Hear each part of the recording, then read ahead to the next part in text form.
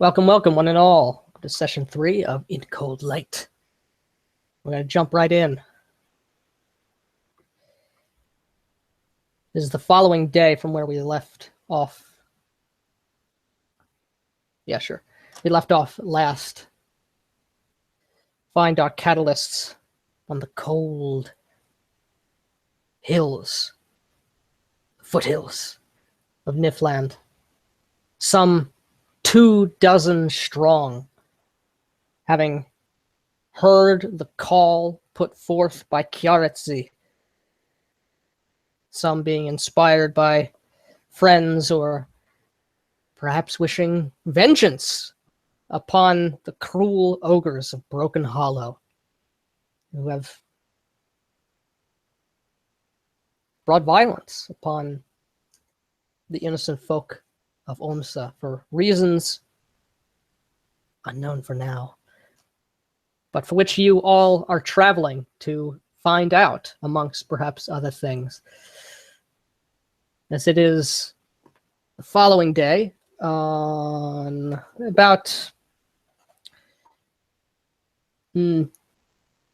noon-ish, upon Day of Dreams. You have amongst the individuals who have already volunteered Foimul Gannet, of course, Irsa, the Freyne fisherman or fisherwoman, a survivor of the attack, but also other people, some you know, some you do not, have answered the call. Amongst the caravan, Gannet, you certainly recognize the familiar face and more familiar voice, where he is most vociferous, of Silver Claw, has also joined this expedition from the Valdery Lodge. A pair of Freyne sisters, well known in the town, warriors of a sort, have also joined the caravan. Some Chazari also, hearing Kjaritzi, your offer or promise, perhaps, of increased standing or opportunity for influence or higher standing amidst the colony. There is a Chazaris female. You haven't communicated much with her before. A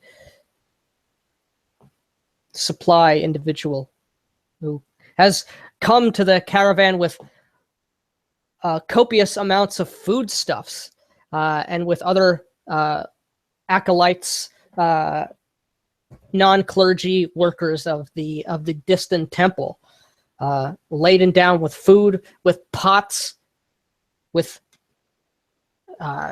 small casks of spices, of salts, and other such things to keep food preserved along the long journey. As much food you will require, both meat and vegetable varieties.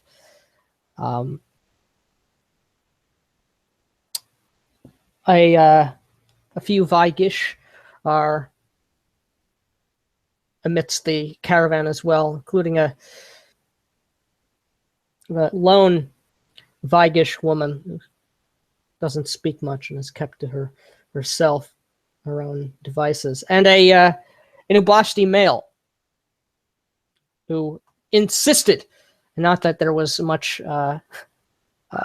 anyone stopping him, insisted coming forward on this caravan journey. These and other individuals are with you, as you all feel the cold winds of Nifland, the biting snow and particles of ice. A light flurry falls and swirls about, the wind whipping it up from the surface and falling from the from the sky. But that being said, I'm going to turn the scene over to you all, as there are a number of some individuals in sleds, sled wagons, as it were,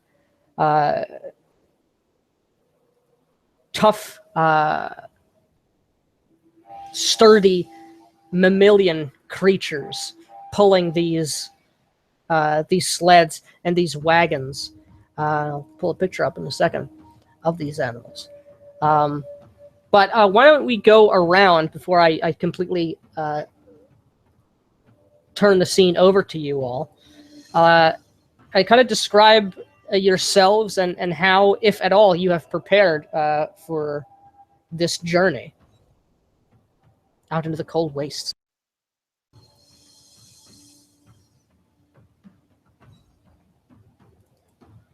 Atop some of the boxed foodstuffs, just on one of those sled wagons sits the pot-bellied Shathan known as Muipul.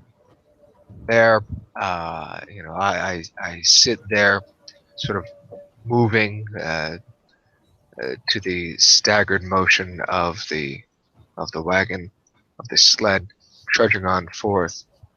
My fingers nervously sort of clicking together, as does my beak, my snapping turtle-like beak, as I look at the others here. And while there is a part of me that finds safety in the numbers here, there is a larger part of me that's a bit more afraid, as my cowardly nature is just behind that veil, that visage that I put on at being the lone Shathan here. I take solace in sort of cozying on up with nearby Jazaris and other Dracoids. Now and then I kind of look nervously at the Ubasti and the other folk here, those hardened folk that are ready to rumble, ready for battle. Well, Foimon is not ready for battle. And by the looks of it, it looks like as if he's contemplating his decision on going on out here. Wearing stuff that he just sort of took from some fabric that he just took as people were forming this caravan together. I just took it, just wrapped it around myself. Despite any sort of protests from anyone, I just keep it. Wrapping around my turtle head and just poking out my beak from the hood and the big sort of leather and furs that I've just sort of taken and wrapped myself in. Long before I've joined this caravan, I have since returned the hammer that had led my people into helping Ornsa. And that is really all that is on my person. Just some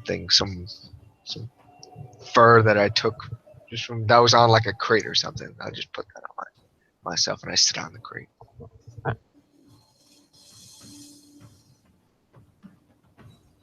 All right. Get it. You see, a very small, very thin, Kitsune man, young-looking, a juvenile face. Not wearing much, actually. It's might seem surprising to some how well he could bear the cold, but as a priest of Nijakthi, it shouldn't come all that surprising that his chest is entirely exposed and he's looking around the air, just almost like he's in a warm sauna. You wouldn't be able to tell that he's in walking around Niflheim. And as I'm standing there watching everything getting prepared, helping out some of the distance with their crates and making sure that their sleds are secured, making sure the wood is sturdy and all, nothing's going to break down where we're going. My two tails are like lashing around agitatedly, a bit nervous about what might come about.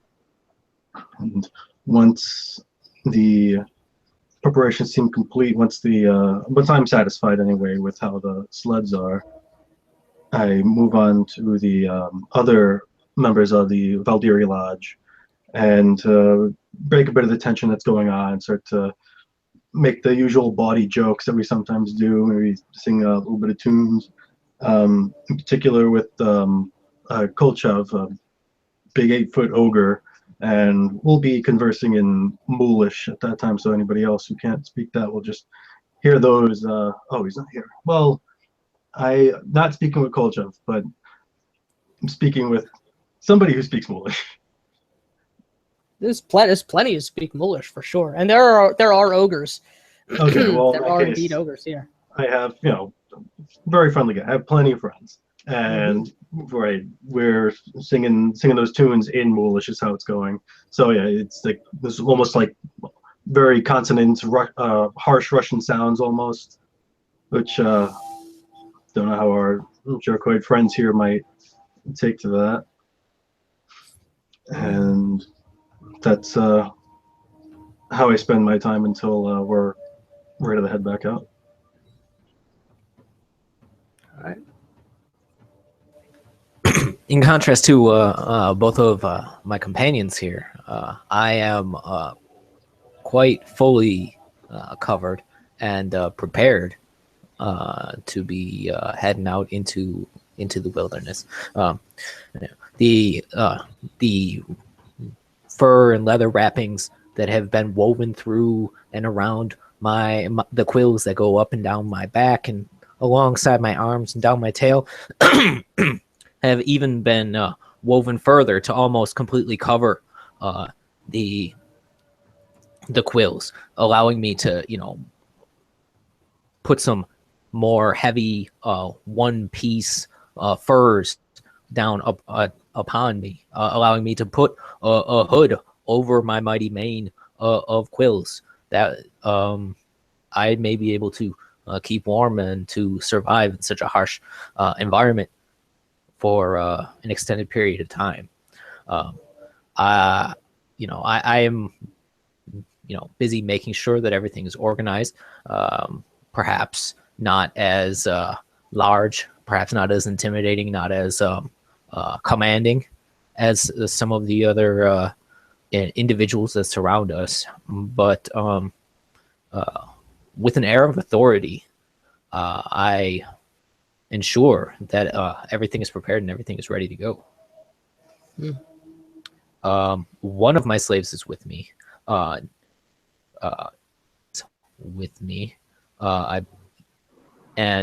Michael is obviously not the sort of person who is going to be taken for this sort of thing. He is holding and caring for my weapons and preparing the sleds for carrying the necessary goods that the Chazaris might require. For sure.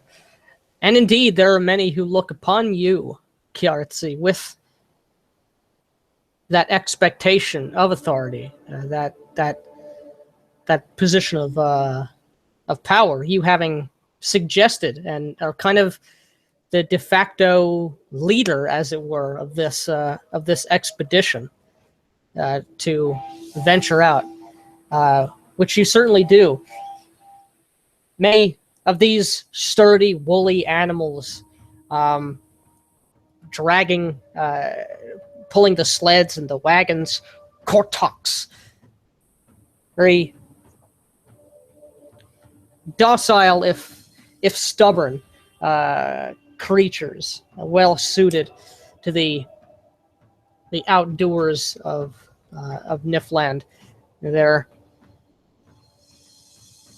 deep, clawed almost, finger-like feet are known to dig out hollows into the ice and into the snow. They're in the wild. These things very, very self-sufficient, very, very well suited to the colds of this environment. But as everyone is carried out, the full 24 of you, you see Kiaratzi. You're up kind of towards the front ish, and you see as he surveying this scene, a single other Chazaris, sort of not glaring at you, but just watching you quietly with a glower. No, Ocatl, one of your mate's slaves, not willing to be stood up by you, has left one of his most sturdy, shall we say, of properties. But as you're across the this is like a tundra kind of environment. You've long since left the outskirts of Ormsa. Even you, Gannet, heading out in a direction far less conservative, shall we say, straight in to the interior of Niflheim, not directly skirting the outskirts or skirting the foothills. No, you move straight. All the wagons, the snorting of the beasts, the sounds of the sled blades cutting through ice and through snow, the crunching of feet, ogre feet, Freyne, Kitsune, all sorts of various varieties as people, the creaking of ropes of many of these vehicles are laden heavily down with supplies, as most of that is food and shelter, tents, for sleeping wraps, and other such implements, as it is dangerous going, and there is little food to be had. What one cannot, scrounge fish or forage for. But upon one of these wagons in resplendency, seeming as if in his element, as if he has done this 1,000 times before, and perhaps he has. You do not know. Is the Caw up upon one of the wagons, I keep saying wagons, upon the sled. There are no wagons here, of course, as wheels would be not perhaps a wise choice this deep into Niflheim. This is the Zamosh Highlands. We should be plenty safe here for a good long while.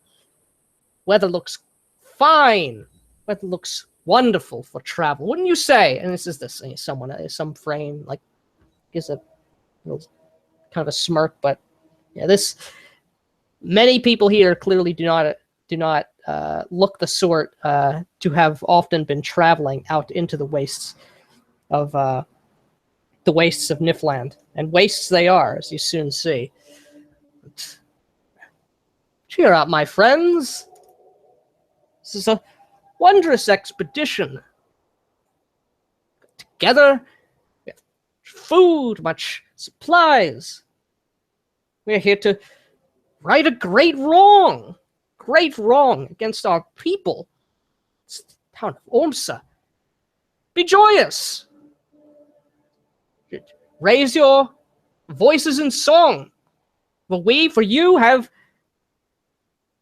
not sat idly by. Let the great affront. People died. People were gravely injured. Cannot let that stand. Must go out and see and seek. Do not worry. Silver Caw at your side, and our wondrous Sishinite there. We will be most successful. We'll find what unscrupulousness has taken these ogres. Been our friends for so long, but and he grabs one of his instruments and he starts playing, and he's kind of like not even directing the sled anymore. There's another person, on top, just a ogre takes the reins as he begins to just burst out into a little song, little traveling tune. He begins to sing. But I turn the scene on over to you all. However you wish to interact with these individuals or with each other. As at the moment, anyone with grades in outdoorsman can make a roll. In fortes and weather would be appropriate. Yeah, I guess you'll find out any moment, Gannon.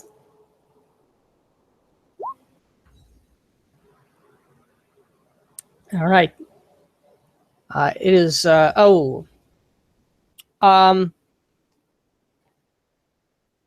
that's right. Foimul and Kiaratzi, especially for you, Kiaratzi, it is so cold that Foimul has departed. But it's just cold. It's uncomfortable. This is awful. Every time the wind blows, it gets in between those wrappings, or in between and underneath that hood and mane you have. No, it's just you. But Gannett, Caw is right. It is fair weather. However, it is precipitating. It is snowing. The wind is whipping up a little bit, and it's difficult to tell in Nifland, but the sky does look clear. However, the weather can often change very quickly in Nifland. But as far as you're able to tell, it looks pretty good. It looks pretty nice. It perhaps would have been better if it wasn't snowing, or if the wind was died down a little bit more. But all in all, these are fairly good conditions. And you don't see a blizzard on the horizon or anything like that, which is good. So I'm pleased with that, and not feeling like I need to say anything to Silver Caw in case I disagreed. It all seems okay. Everything's in order for now, at least. He knows as well as I do, as I know that the weather can change at any moment. But I found myself running over to Foimul, who I notice is sufficiently far away from Kiaratzi. And when I do get near to him, I kind of almost in a hushed tone, Foimul. Oh, Foimul. I remember you said that your cousin, he values his name being pronounced properly. I just wanted to be sure that I knew how to pronounce it. Is it Kiaratzi? Kiaratzi. Yeah, Okay. it's good. Okay. You are like yeah, it's good.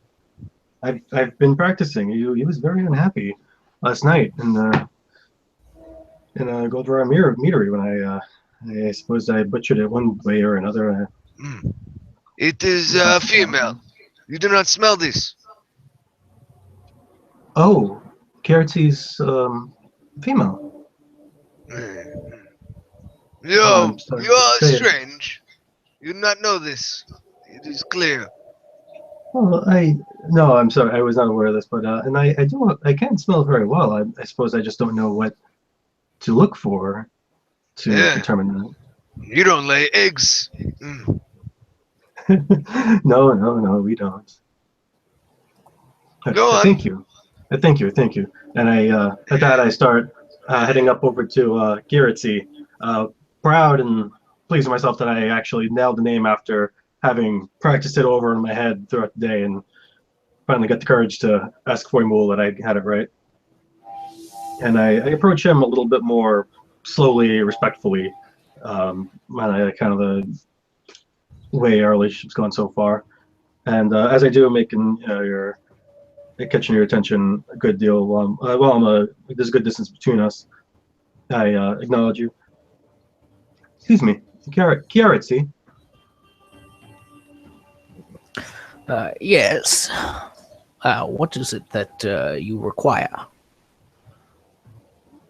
Well, first I wanted to thank you, of course. I really hadn't gotten a chance to say for rallying the troops and organizing this little outing. It's I never go out exactly this far. We like to survey the land outskirting this town of ours.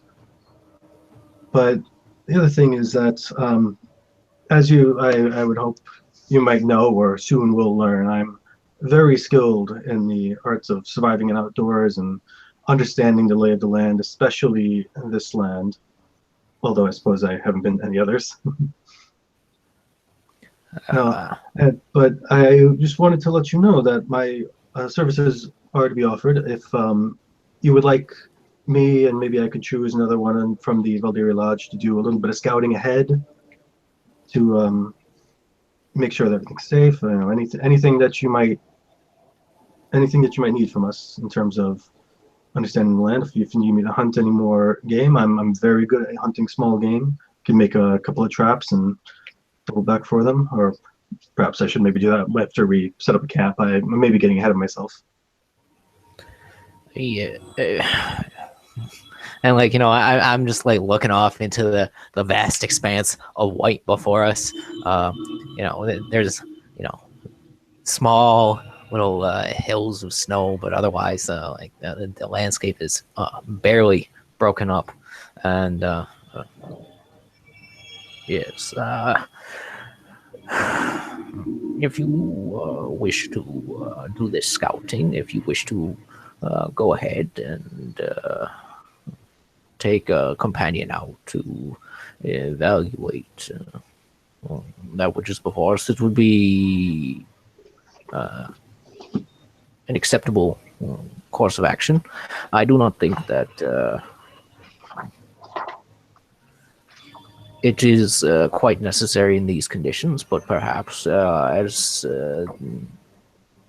you are a veteran of this land, you will be able to know something that the rest of us do not.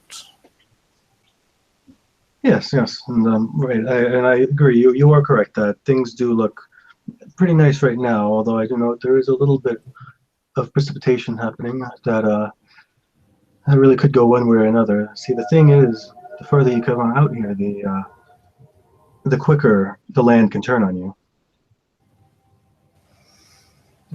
Yes, but I do not see any of the accursed thunderbirds raging over upon us at this point, though they may show their faces.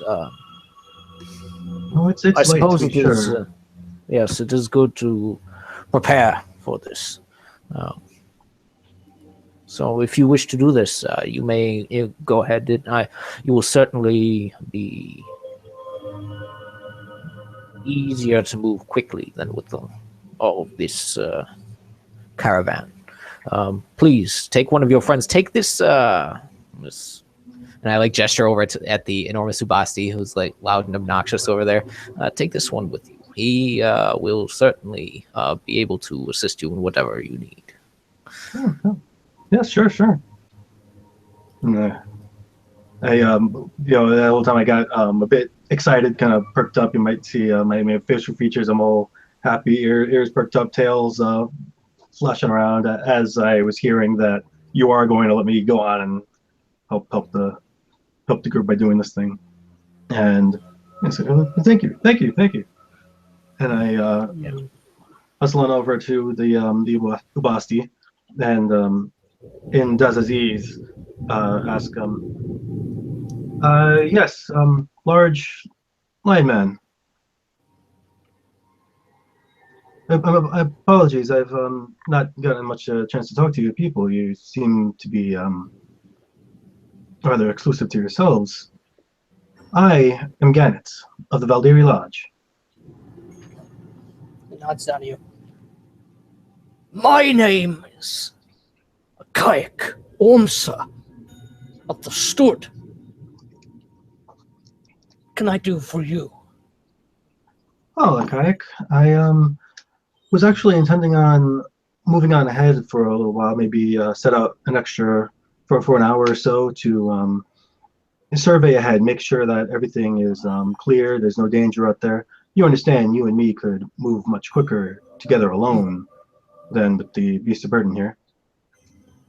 Fine idea. Fine idea. Join me. He has, a pack and a kind of a sled. All of his own. With his own pack animals.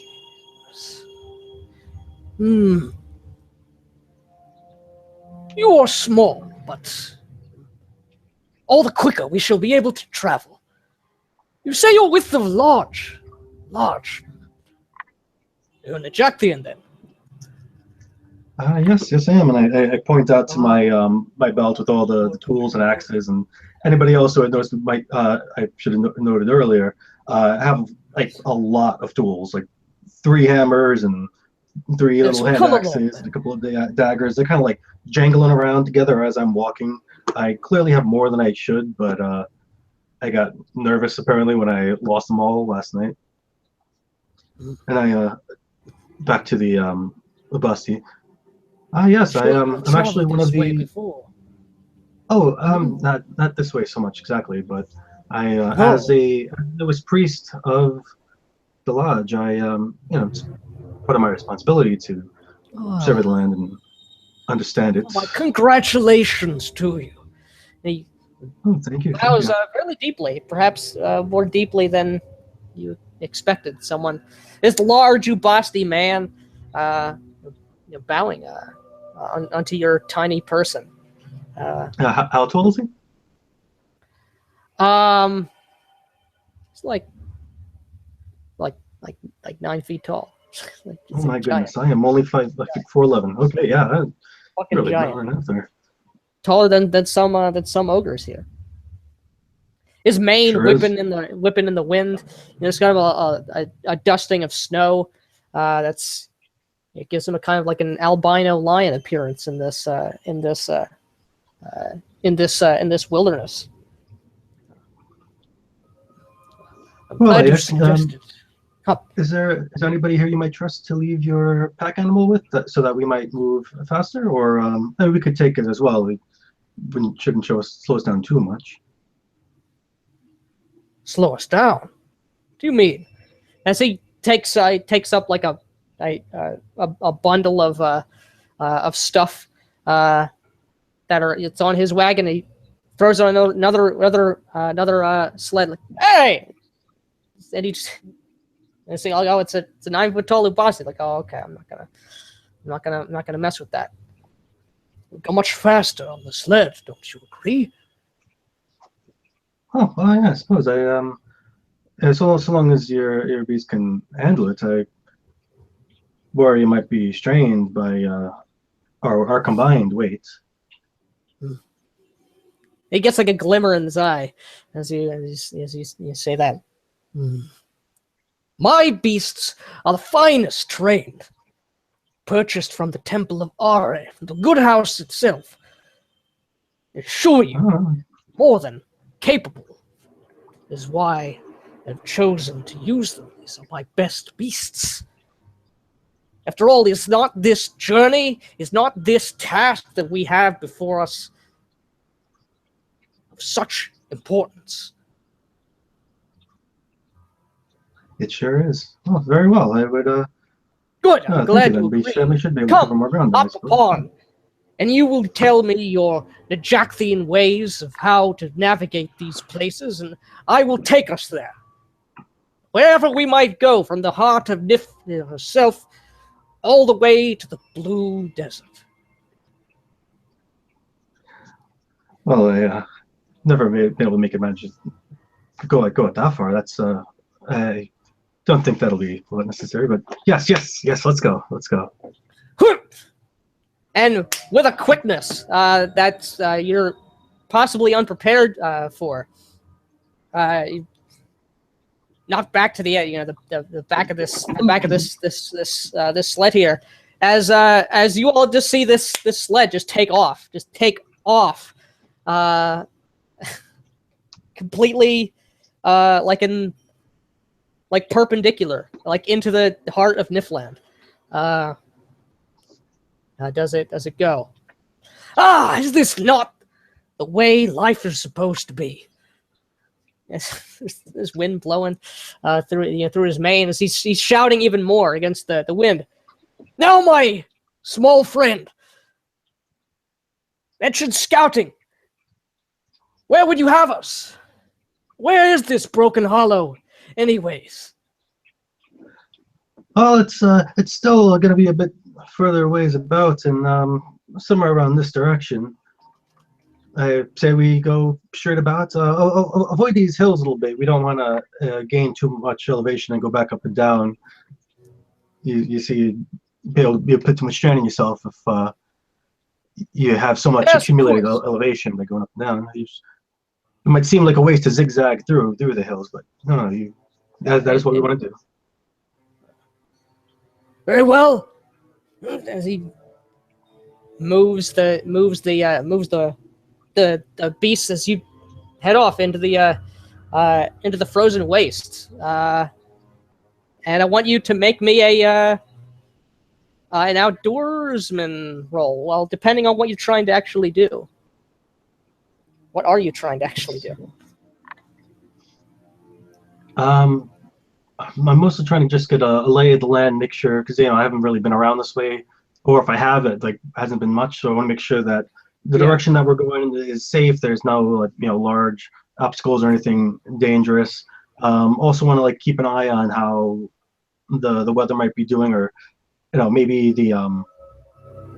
there's something out there, some sort of a hill that's a big snow dune that might be problematic, or anything along these lines. That, especially considering how big this group is, I come out with smaller groups of lumberjacks who are really prepared for it. These people, they really don't know what they're doing out here. And that's something that becomes quite apparent very quickly. This man, Ubasti, while very boastful, is clearly perhaps has not put them. If you have any fortes in natural hazards or weather, they would apply. But with that roll, the weather still seems to be holding up. As you travel for you're directing a kayak, in a circular kind of direction, sweeping back along the into the interior of Nifland, deeper into the deeper out. The weather still seems to be holding up, but after about 20 minutes, half an hour of speeding along with a quickness, you see the what's the word I'm looking for?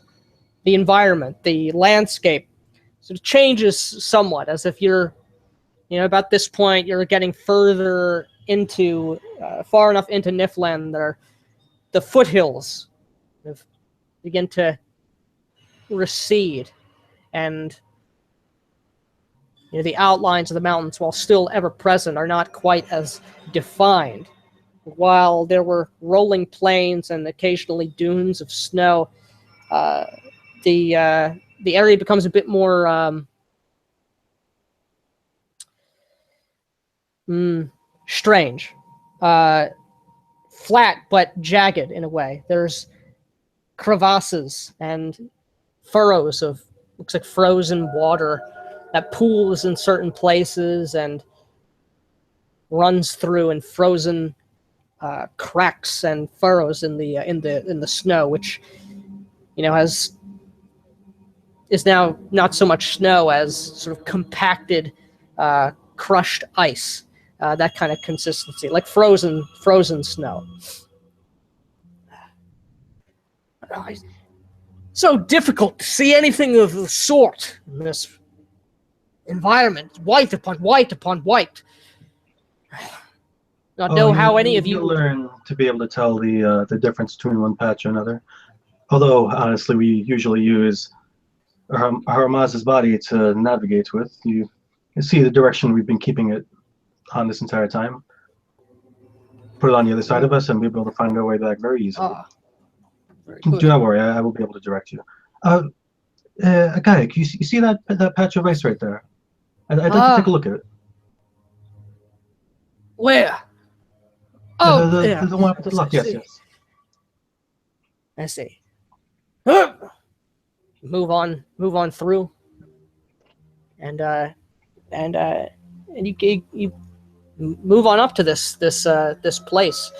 And it looks like you're a lot closer, and you can see more the details. And surely this is, or water that perhaps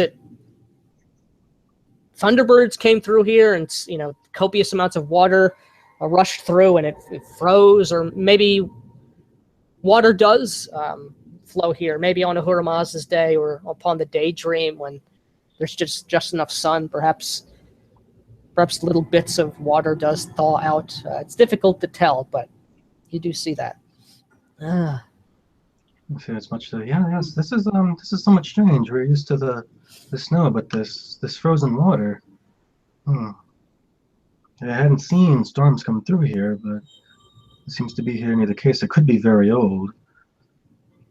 I look around and try to see where it's kind of like maybe a shattered shape of this ice, and I look around, and go actually kind of quiet for once. Me and the kayak have been talking, and I've been enjoying his boutiness this whole time.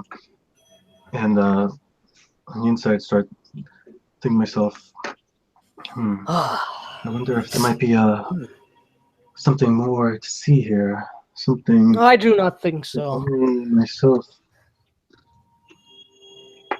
Well, just let me try something. And I actually I sit down and pulling my legs up and resting my palms of my hand on my knees. Just kind of rock back and forth a little bit and close my eyes and start to meditate. I don't know, this is Sebastian's past. I don't know how strange this might be. But at this point, I am attempting to cast Mystic Auras to see if I might be able to figure out anything else that might be related to this, or maybe even further out. Want you describe your casting of that ritual? Right. So yeah, as I sit down, I close my eyes and begin to meditate and see Najakti's broken body before me, and I beseech him, Najakti, let me be your tool so that I can defend the weak of my town and be valorous against whoever and whyever we were attacked. And these ogres and whoever might have sent them, whoever else might be in league. We have to defend ourselves. We have to defend our kind. And open my eyes for me, that I might see what could help. And in a sudden flash, I do open them wide up, and my pupils might be a little bit dilated from having them closed for a little while. And I begin to slowly, stoically make a little survey of the area. You see that wisping wind whipping across the frozen landscape, looking for those remnants of mysticism upon the plains. And while there is, you can feel, the just ever so slightly more the kind of, the echoes of the supernatural cold of that completely suffuses this place. What spirits or their emanations or any castings of mysticism you do not see until your eyes fall upon Akayak himself, who you see is in this sight is kind of draped in a very minor kind of wisping white fog onto his person, clearly not strong at all. In fact,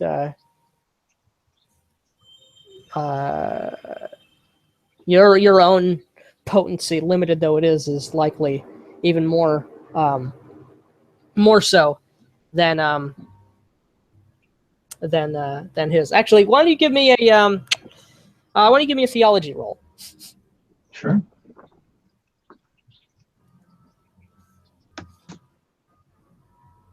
13 for that roll.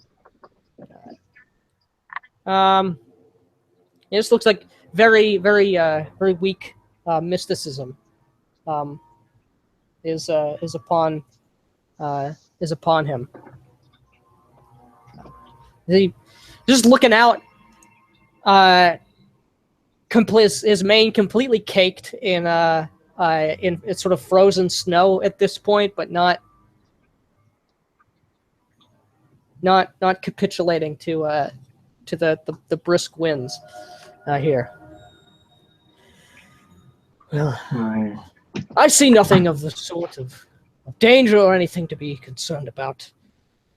Yes. Well, of course, and we could probably begin to head back and give the good news. But Akayak, I was not aware that you were. I'm sorry. Are you a clergy member of any sort?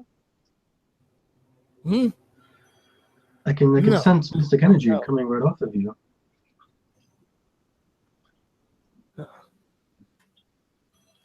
I am one of the stood, as he says, as he actually stands up like a little bit straighter. We are. And I, staring right up at him. Oh, I'm a bit embarrassed to say I still don't really know what that means. I've told you as much. Well, that is all right. In time. Don't worry, my small friend. Now let us return back to the caravan. Yeah, sure. And as he turns around, I actually bend down and scoop up a bit of snow and form a bit of a snowball and hurl it right at his back. And he And, turns at you for a second, as if like there's actual murder in his eyes for just a split second. There's a lion. I'm a walking, talking right lion. there, I'm kind of like in like doggy play mode. And then Smile on my face. And then he breaks out like a big smile, which is perhaps terrifying given that it is filled with the fangs of a giant 9-foot-tall lion man. And he returns, grasping a big two-hand full, Obasti hands full cannonball of frozen snow and hurls it, lobs it overhand shot. I pathetically tried to get another one out, but I threw it right into his big old cannonball, and the whole combination just knocks me way back onto my ass. The whole time, just laughing. I just got a lot of breath. I'm coughing and rolling over, trying to get my bearings back. Oh, that is a hell of an arm on you there, Kayak. I like you, Small. What was you say your name was again? It's Gannett. Mm. Well then, shall we? And he kind of helps you back up. Just, it's no strain on his physique at all to lift you onto your feet once more. And with that, the scene changes.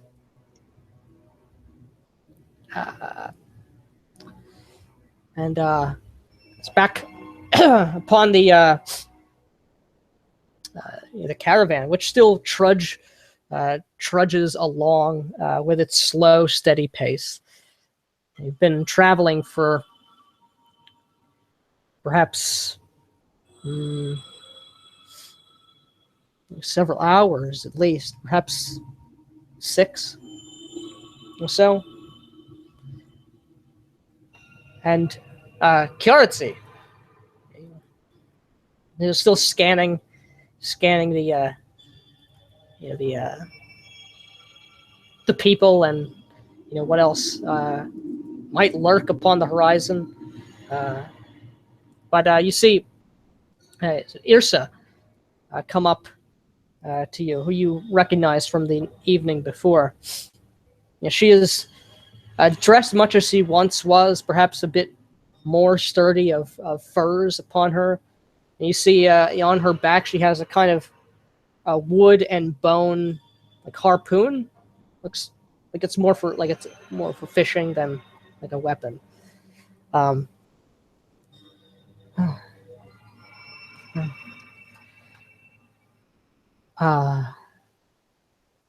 Good day.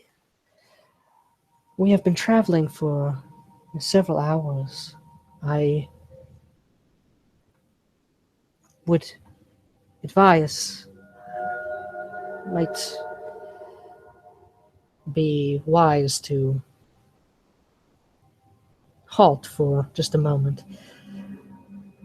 Those who must meditate, we have not had the opportunity to, while the Day of Dreams has many hours of daylight. We are upon the outskirts of the foothills. We'll soon traverse into the more open areas of Nifland. Might be wise to call some moment of rest. So you are suggesting that we pause to rest for the 4 or so of you. Then in the evening, as the light dims and the cold great wind blows ever harder, we are to pause so that everyone else may enjoy their own rest, and then we are to awaken and then pause for those of you, and then repeat the same schedule over and over until we make our destination and then return. And this is your suggestion. She cocks her head a little bit. We Freyne do not rest in the same manner as others do. We do not enter the daydream while the moons are in the sky. Yes, I understand this. This is why I am making clear the situation to you. The others in our group will undoubtedly wish to sleep in the evening. To pause so many times will greatly delay our trip. Perhaps you may enjoy your rest upon one of the sleds as we continue to make our way. I do not wish to add a day, 2 days to our journey for the benefit of a very few of our number.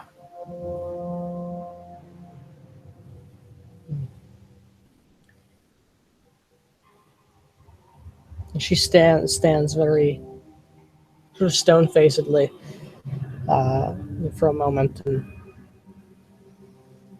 nods gently once. Very well. It will be difficult to find tranquility in such a way, but the needs of the many. Is it not a challenge worthy of One such as yourself, one such as all of these fine women who have decided to join us. It is too simple to find this meditation in the flatlands, in a warm room, in a comfortable environment. In this case, you may show your true dedication to your divinity by doing so, even in conditions that are not optimal. My apologies for the misunderstanding. I did not speak on such difficulty on behalf of myself, simply for the others. No concern. I will be fine. Yes, that is what I was suggesting. I am not concerned.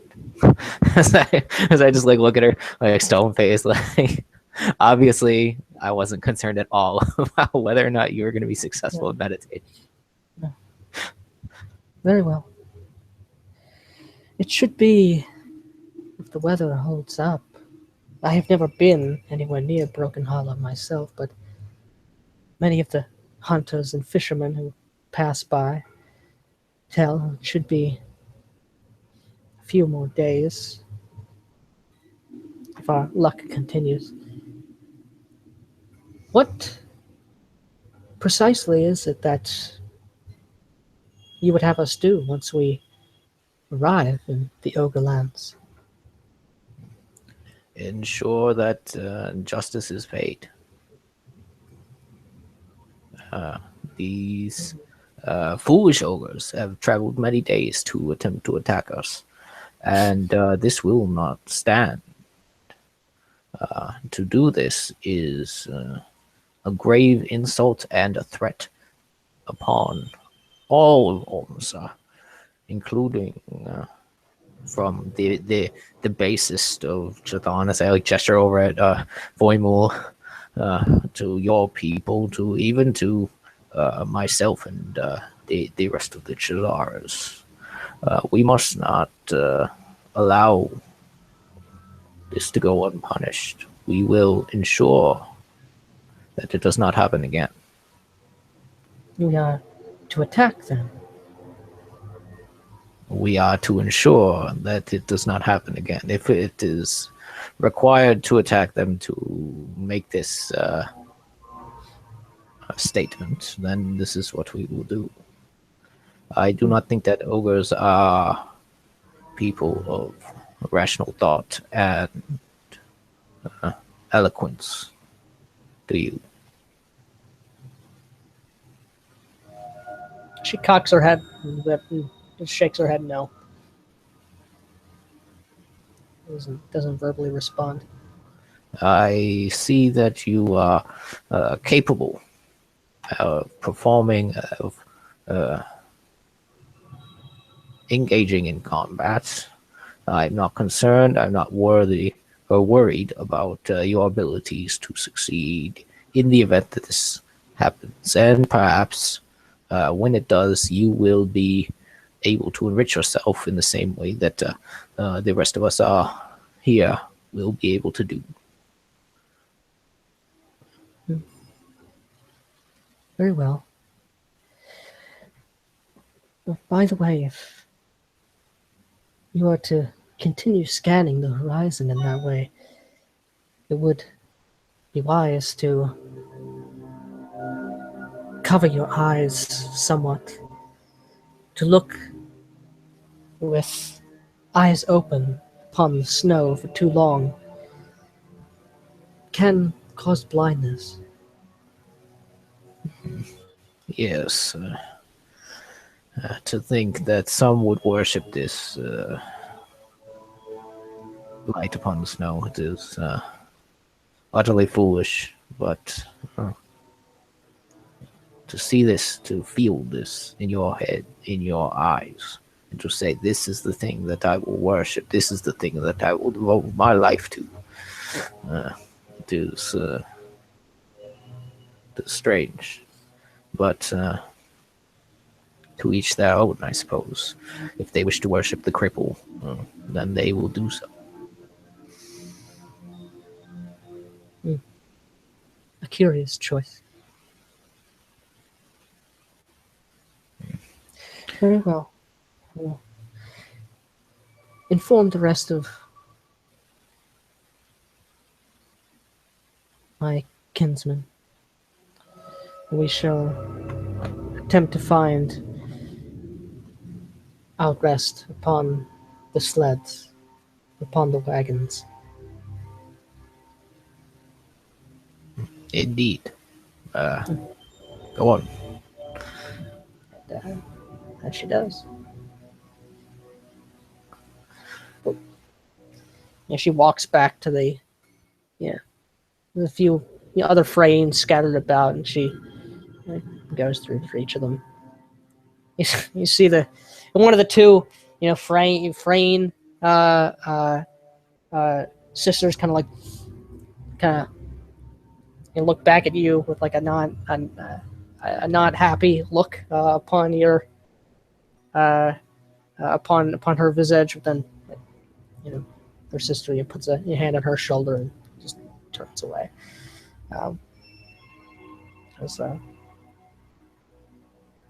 Well practiced. Diffland. That's right. And as perhaps you thought it was just you, or being weary as Yrsa leaves. You do note, Kiartz, your eyes do hurt somewhat at the peering out, gazing intently upon the horizon, upon the people here, looking for whatever might come. I'm going to ask you to give me a conditioning roll.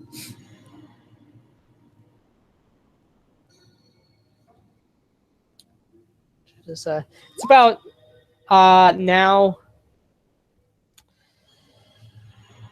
It's about like 28, 29 degrees Fahrenheit. Okay. All right. Yeah, it's cold. It's cold. It's below freezing. It's a very staggering difference from Ormsa, which is cold, but the steam and the geothermal activity makes it not like this. And you squint your eyes, and they're definitely fatigued. But and as you're looking around, like perhaps you thought like these stupid savages. What are they doing? A lot of people wearing strips of cloth with strips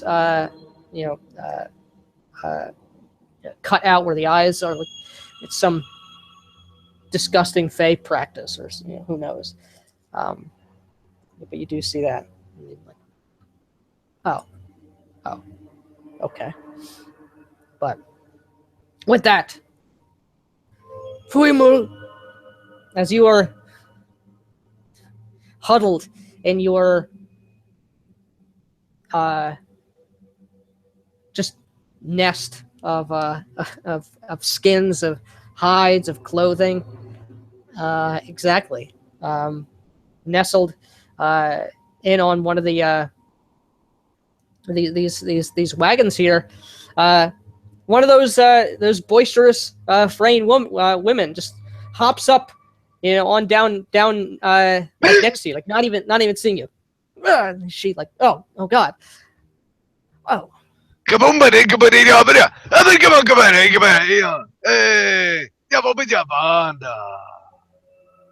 Looks. Oh, did not see you there.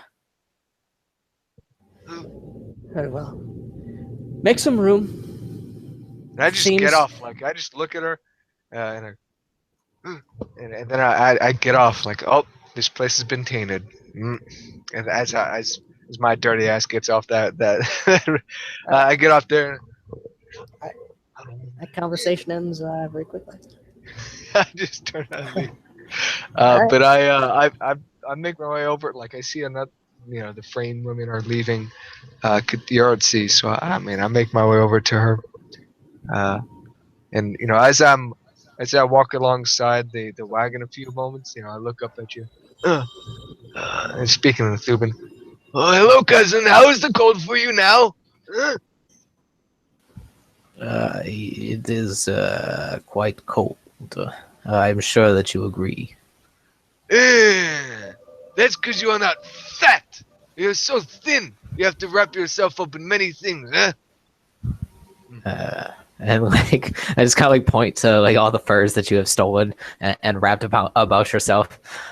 Yes, clearly it is just my own deficiency.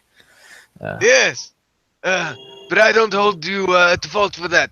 And I just start rudely climbing on up to where you're sitting, just, not paying attention to your personal space. I just like, I just nudge you aside as I sit next to you.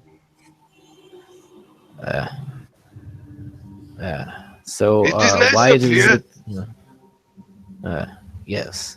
Why is it that you have decided to come on this expedition again? Is it? I did not think that your people were necessarily took to departing from their own and going so far away from your homes.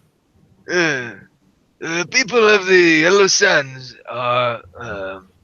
care much for the people of the Ormsa, and so I have been chosen by my great elder to do this, and I have done this for the tribe and for you, cousin, huh? And I kind of pat you, very like not even caring about the quills. I just like kind of clumsily hit it and go, oh. So the quills Well, they're stick mostly to- covered up, so you're okay. not getting too much. I mean, you might get some of them stuck into one of the furs that's over top, but Yeah. you're not going to be getting too much quill action there. But as you're like patting me, I fall stumble a little bit under the weight of your enormous turtle strength. I see many things being brought in to the tribe here. Many spears and blades, hammers and axes, and it had me worried, cousin. We surely we are not to show these things in front of the ogre tribe. They will not take kindly to this. Yes. I do not think that any of us take very kindly to their attempts to eat us. Ah, yes. It was very rude of them. Why they do this, you think, cousin?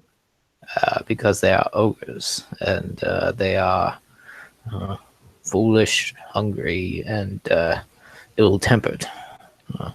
And so we go to demonstrate that they should not do this to the people of Ormsa. This is good, but cousin, what if we go to their tribe lands and there are see me visibly thinking as I holding my furs tightly. There are 1,000 ogre in tribe. We are not 1,000. Huh? Are we? And then I look at you like, are we? Then we will attempt to resolve that dispute in whatever way we can. However, we cannot simply allow them to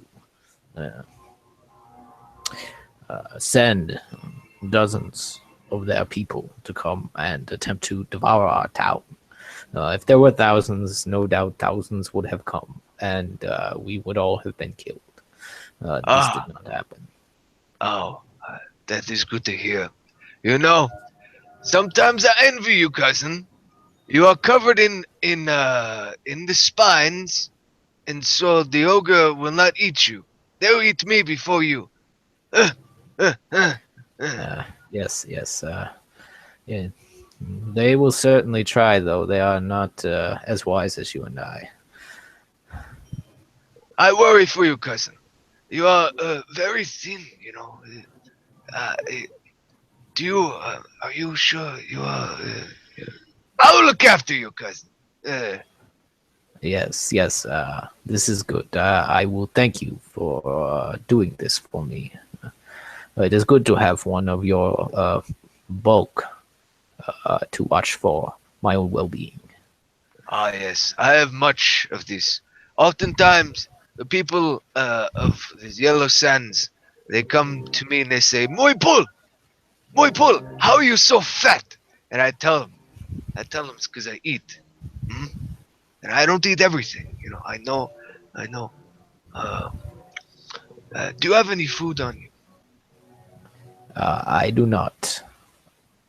It is with the rest of the food on the sleds over there. Oh, that is too far. Did you see the one, Ganit? I think he's going to be eaten by the Cheyenne. Yes, that could happen. Eh, We shall see. we should be wary. Do not go alone with that one. It will eat Of you. course not. I sent it away so that we did not have to hear it Oh, yelling and screaming. You know this. you are The entire smart. time. Oh, you send it away like this. You are very smart, cousin. This is good. Yes, I thought you might appreciate this. Mm. They are very scary. Are they not? Yes, they most certainly are, and to allow them to have free reign near all of us is difficult to bear. But they will also terrify the ogres. So Mm. I will stay close to my cousins. So together we are uh, uh, bigger and fatter than any. Yeah, we are strong, you know. You most do not assuredly, mind. I know this. yes, of course, of course. Yes, there is, of course, plenty of room here that you might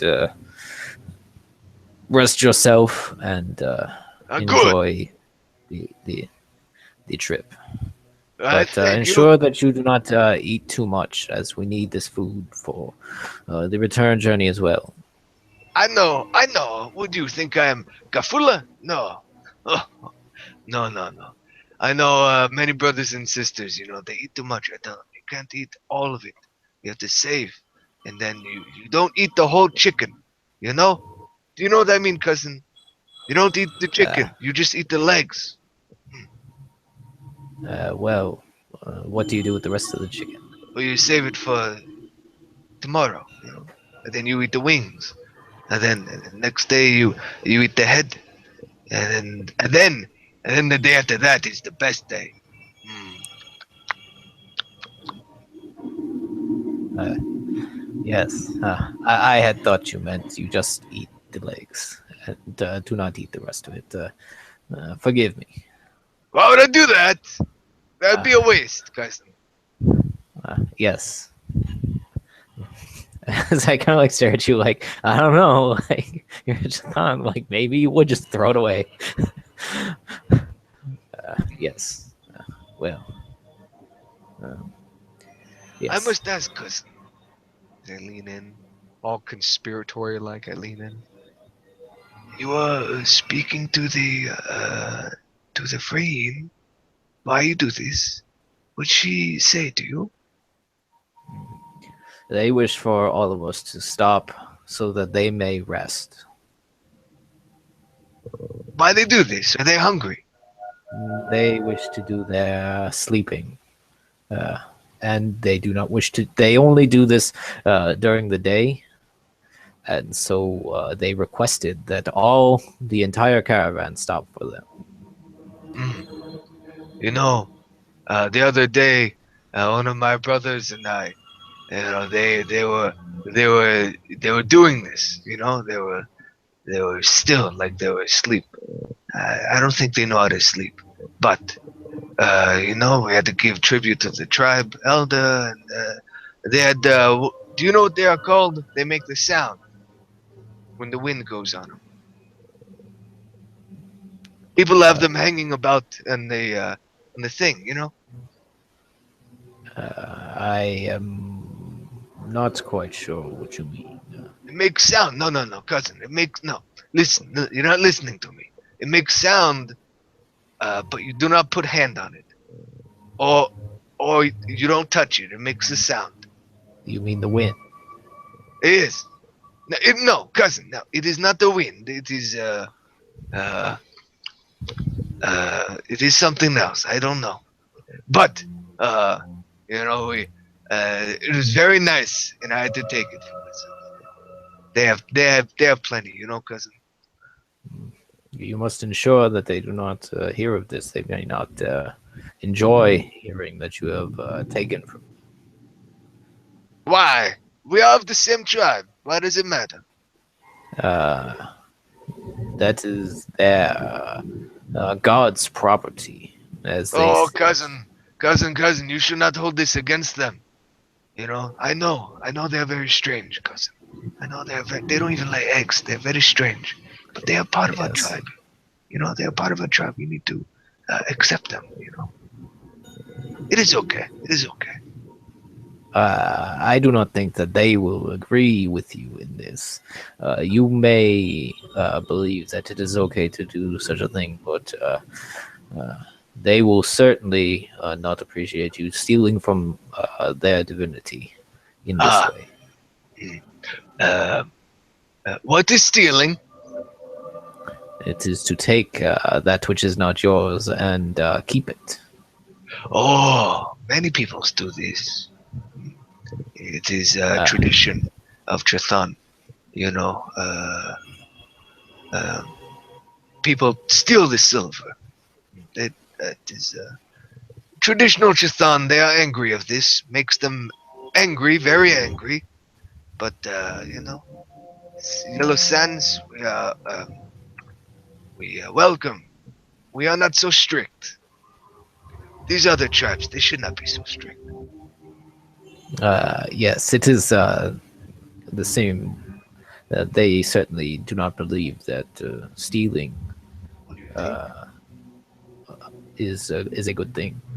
It is like stealing the silver from the earth to your other Oh, I did not mean this. cousins. I did not This mean is this. What do I do? perhaps not. You must not tell them that you have done this, or they will be very upset with you. Oh, I see. Okay. You know, cousin, you are very kind and caring. You know, you gave many of my brothers and sisters mugs filled with the drink, and it was very nice. We will not forget that. Good. I am glad that all of you enjoyed the sacred bounty of Sitchin. It's nice. Yes. And as you continue to converse,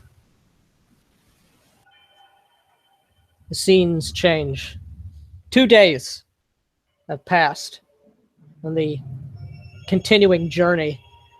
And with each passing day, the going becomes more difficult. Gone are the foothills of the highlands, of the mountain foothills. You're in deep, deep snow dunes at this point, pierced occasionally by shards of ice. That the land itself undulates, sometimes steep dunes, sometimes yawning crevasses are to be are to be seen going through here. And I would like everyone, before we continue, to make a conditioning cold roll. All right. And this is separate from the one that I made earlier. Yes, yeah.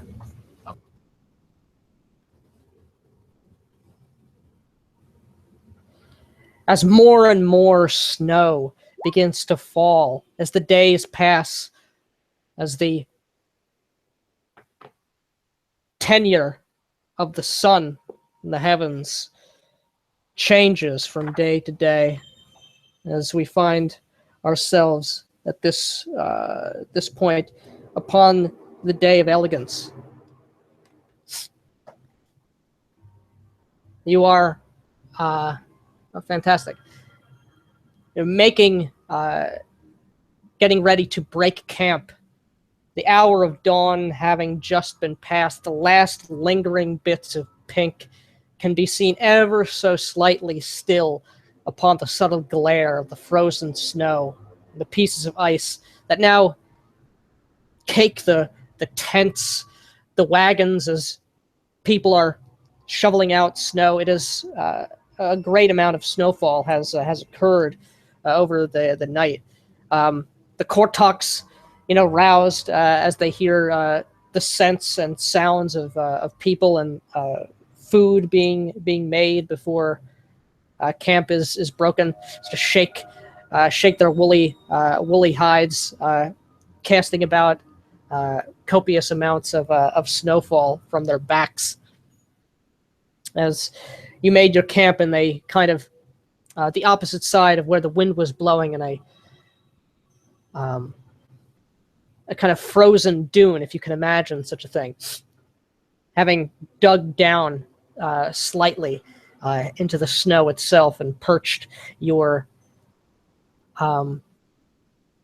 tents and furs and other such accoutrements about such area.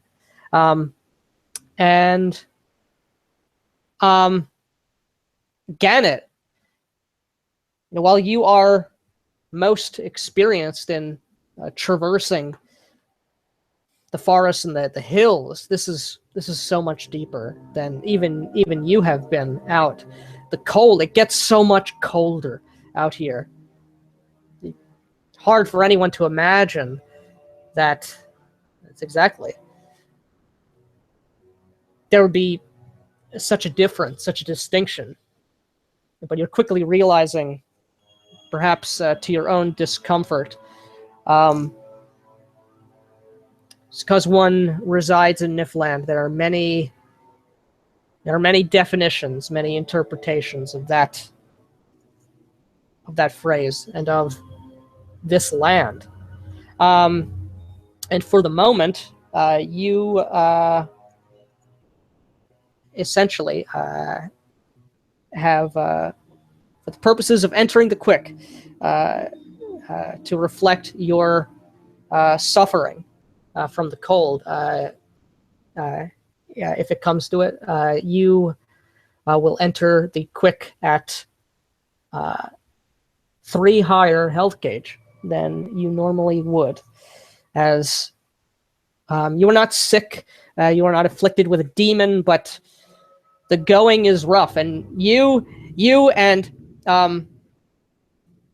Kayak have continued to venture out, scouting ahead, but keeping up with this 9-foot-tall Basti is quite a strain for your small kitsune frame. As the camp scuttles to activity. Fuimu, as you're skulking about in your many layers of ragamuffin garb, you've added some more to your ensemble. You've replaced some. Sorry, go ahead. I continue now. Like, when people aren't looking, I just, in my mind, this is good for the child. Most assuredly. It's a tribe of one in this moment. Any little Um, thing, I'm just like, ooh, catch my eye, very. Ooh, that's nice. And I'm always like butting in on people's. I just listen and just, what are you talking about? Ooh. I'm very And as nosy, artsy. you're looking about, you feel a presence behind you as you're. What is Frayne talking about? What are they talking about? As they start their meditations as dawn has passed, which has become your trend. Fuimul, yes, I believe it was. Yes. Good morning to you. Let's see. You Why say is it good? like in the you looking into the face of another Chazaris. Now, Oh, this hello, cousin. hello. I have seen you. The caravan, very skilled. I know do many things. Many Yes. things. Do you know how to cook or to assist in cookery? I do. I do. I am, yes. Best of tribe. Very good. You need? I just get up. You need? What you need, Yes. cousin? God, he did the gestures. You come this way. Oh, and I just start My- walking. Just like, oh, these are friendly just oh. That's right. What you need, Some of cousin? What you got? Some of my, you gotta like glares at the corner of his eye. Some of my people are having difficulty assembling the morning's meal for the caravan. There's much to be done, much different types of food to be acquired. Would you mind helping us butcher some of these creatures? It is difficult work, but some of the Frayne are squeamish. Understand? Cousin, what is? No, I don't understand. What is this word? Squamish. What is this? They don't wish to do it. Why not? You know how the Fae are. They are But why? lazy sort. Like he paused as if trying to like, oh, that's right, you're stupid, Chathan. They're tired. You see, like they sleep all the they're time, all- cousin. You think? And I say as I start walking. You think they sleep all the time, cousin? They have no. Get out of my way. Let me see what you're doing it all wrong. Come on. Let me show you, cousins. Hey. All right. And do you have any grade? How many grades in culinary do you have? Out of curiosity, as there's a bunch of pots, some great, fantastic. All right. Best in tribe. Why don't you make me a culinary roll? Okay. Best chef in tribe. Chithan sous chef. I What's got that? 8 on my culinary roll. All right. I mean, all right. You don't This understand could what work. you don't understand what the big deal is. So there's, you see, there's just a shank of meat, just assembled. And as far as you're concerned, you don't understand. I mean, there's like what all the this deal yellow is. fat on it and whatnot. You know, it's all like just bones still in water. It's good. I mean, I do lightly sear it. You know, there's a little fire. I like put it on like this iron grid that's over the fire. So I just throw it on there for like a good 5 seconds. It's good. Just take. No, I gotta do this now. Oh, where did it go? Doesn't need that. Okay, let's do this. I just start chopping it. Yeah, and the Chazaris just leaves you as soon as, like, all right, I'm taking care of this, or whatever. As you're left to your own devices, for better or for worse. There are a couple of other individuals, around, just kind of like like just eyeing you, eyeing that whole little abattoir area over there. Yeah, take it away. How do you prepare the meats, the I just giblets? I just walk on over. Out of my way. Let me show you, cousin. Out of my way. Yeah. And I just grab it. No gloves, right? Just grab it. Just palmed it. A big old mutton. Just grab that shit. I just throw it onto like a nearby campfire with the iron grid, like I said. Wait a few moments. Some of the blood, whatever, is trickling in, making this sickly popping sound as it goes into the fire. I just pick it on up. After a few moments, it's good. Good enough. I just slap it back down on some like hide, preparing area, a hide that's been laid on a stone, and I just start working. I mean, I just find like a big sort of almost like machete type butcher's knife. I just boom, boom, boom, and I just start working. And the cuts are not even. They're crudely. Most of the time, I gotta like cut 3 or 4 times before it goes through.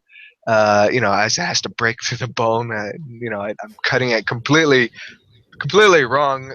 My own perhaps my mind is elsewhere, but I'm just, and whenever I see someone looking at what I'm doing, I suddenly become very guarded, and I turn, and I give them my back as I'm working because I don't want them to see, but I'll see what they're doing. And then by the time I'm finished with it, it's just a bunch of kind of burnt on one side. I don't think that's how you meat. do it. Huh? Are you sure? And There's like, I'm cut off guard, like, you weird snapping turtle man just turns and they shut up. What do you mean? Nothing. Good work. I do well, yes. I'm best in tribe. What do you mean? Very good. Ah, Get out of here. Get out of here. you'll see. When you have some, yes? Yeah. And I just pick up like a little giblet. Yeah, have some. Yeah. It's like another kitsune. Yeah. My scaly hand's all like bloody still. Yeah. Yeah. Have some now. It is still warm. It's like, oh god, I'm afraid of this insane Chthon, this insane turtle who's come upon our campfire to who knows what, molest our food. And that look he's giving me just goes right over my head. I'm like, come on, you try. You're very skinny. You have this. I slap my stomach and I jiggle slightly. Come on, there. And he like it takes it and like goes one of those like, like it's good, like, which probably also goes completely over your head. Over my, I just like look. As soon as he takes it and like takes a bite, I just immediately turn, just very rudely, like, okay, you got it. But I'm not being rude. It's like in my mind, I'm like, okay, yeah, okay, he is enjoying. He is enjoying. They turn back, continue working, but I'm not. I don't become self-conscious at what I'm working at. Just like, oh yeah, I totally know what I'm doing. I like, Right. Like some of the meat isn't cooking right, so I'm like, I just throw it away. I don't need that. All right, it's not working. I'll cut that part off. I throw it back onto the sear on the grill, then burning some sides of it. But oops, they won't mind. They can't. I'm continuing. I drop some in the snow. I just pat it off, put it back. It's good. It's good. Yeah. And Gannett, you show up onto this as you are a carnivore of course, and you see the laudable Chthon chef just chopping with that cleaver, working that kitchen, throwing all sorts of meats and things upon different grills, and Kiartzi as well. You all, as it is customary to You receive your food before embarking, as you soon will be. You hope, although the weather overnight, it's not looking nice. But you all show up to this scene of the caravan breakfast. I'll let you all have some time to interact. And so, I'm busy surveying the bit of shelter that we have constructed for ourselves as we're getting ready to depart. It's only right to take it down, to eliminate it, that outsiders, that others may not take advantage of Sitchin's gift to the caravan. And then so I come upon this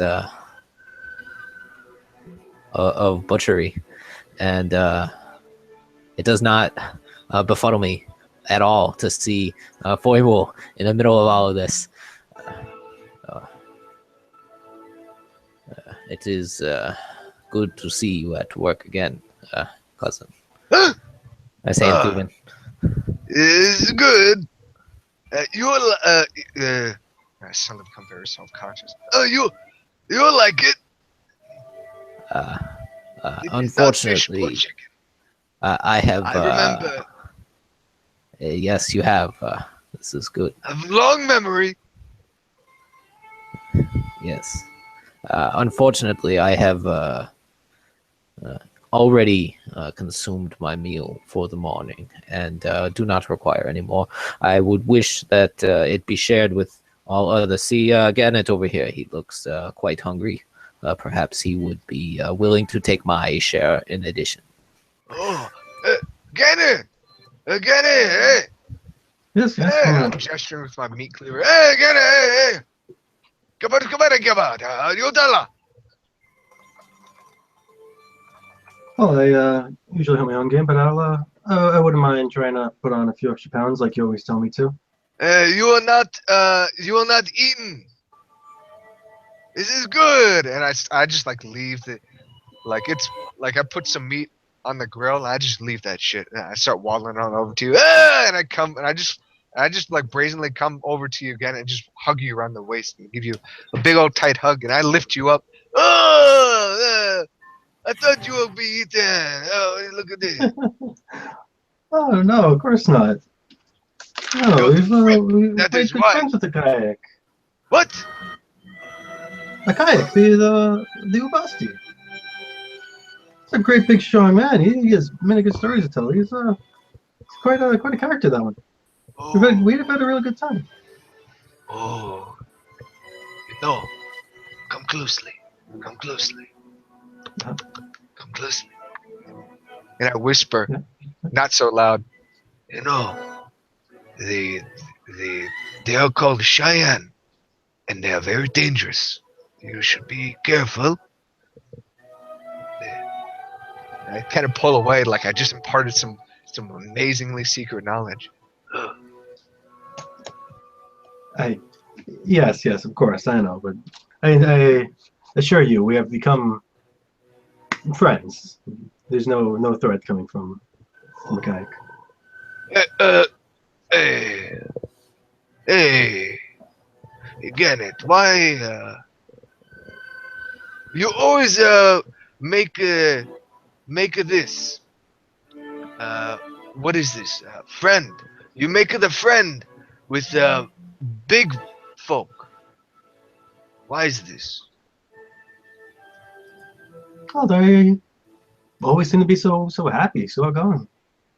They have a lot to say, and I like to hear. Oh, I see. Oh yes, Gannett's always making friends, aren't you? And I kind of scuttle away suddenly, just leaving Gannett. Just, and I retreat to Kiyotzi. How have the scouting expeditions been? Oh, See, nothing has happened to us on the dangerous waste. No, that really hasn't been so bad at all. It's And of course, out here, no news is good news. Have you been this far out before, Kenneth?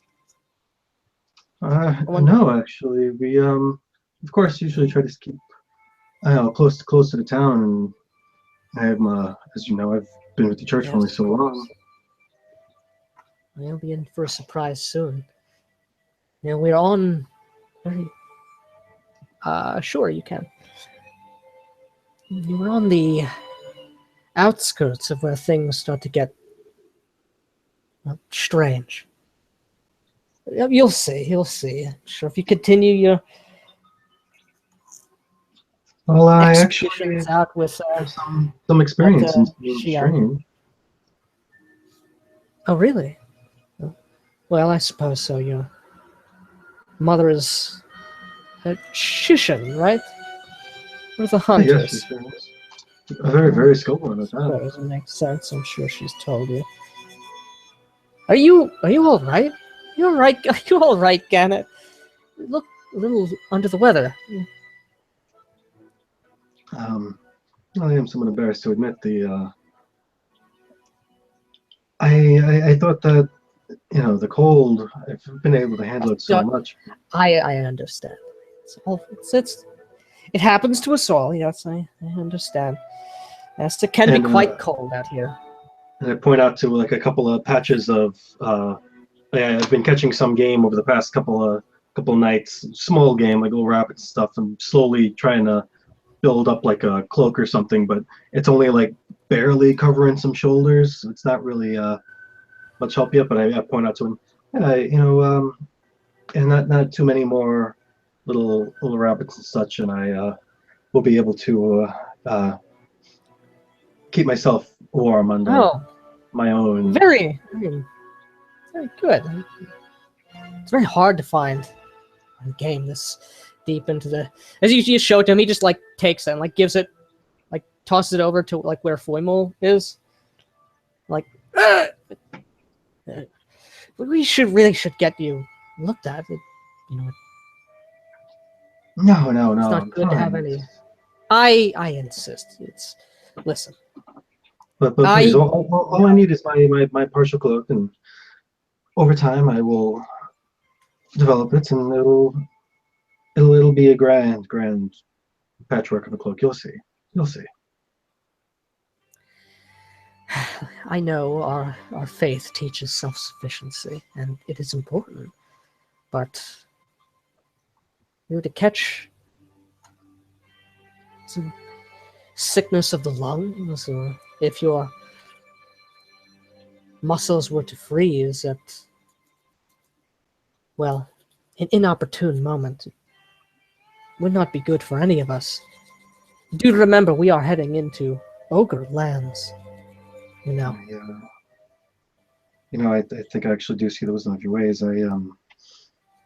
We're not the Ibikines. We don't just suffer the cold. So yes, I think No. I actually will accept some help on this one. Yeah. And like, do you have any grades in insight? It's, That curious. You can make me roll. yeah, I got 2 grades in this. Make me roll. But he takes you. Yes, it is for the best. I have been around a bit longer. I've been through these parts before. I once was as you were. Yes, the boldness of youth is okay. Yeah, it's these all right. So he seems to be quite quite friendly and trying to help you with that role. Have you met extraordinary woman? You're always up for meeting new people, Gareth. I'm sure you two will get along quite well. She'll take care of you. You're quite fine. It's Oh, thank you. It's like looking at you like, oh God, like let's like oh, there's something's really wrong with you. Oh, that doesn't look good. And you wander through the caravan, the camp, site. Yeah, but certainly it's best that I get this over with, and do not want to invite demons in myself by being vulnerable, right? Yeah. Yeah, I agree. Yes. And he moves out. There's someone sort of like crouched, around like a little fire, like, and he just goes over, like he completely startles her, like, oh, Galabi, yes, good morning to you, my dear. It's this Vigish woman, my dear friend here. This is Gannet. So he's not used to the cold as much as perhaps myself. It is quite brisk out here. It's been out gallivanting with that strange cat creature. Yes, Kayak's his name, and he's a very, very friendly fellow. yes, a kayak. Yes, it's you know, these things There's take a strain. Would you mind taking a look at him, make sure everything's all right? I wouldn't have one of my good friends, Gannet, fall ill. Wouldn't be good for any of us. Certainly the reputation of the lodge. Well, I will leave you. I will take care of that game. You've excellent work. Good. Now see, it leaves. It's like, oh, I didn't. Good morning unto you, and like, oh yes, I know everyone here.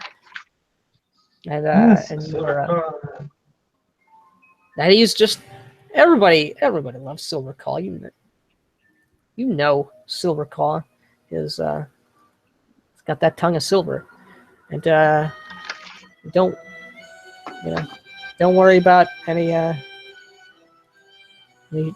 shitty photoshopping that happened here. Don't worry about it. And that's what we did. And you see, like, this Vigish woman just like, turns back at you. Clearly is interrupted from whatever it was she was doing, with a nonplussed look on her face. Or perhaps that's just how Vigish look all the time. What did you do?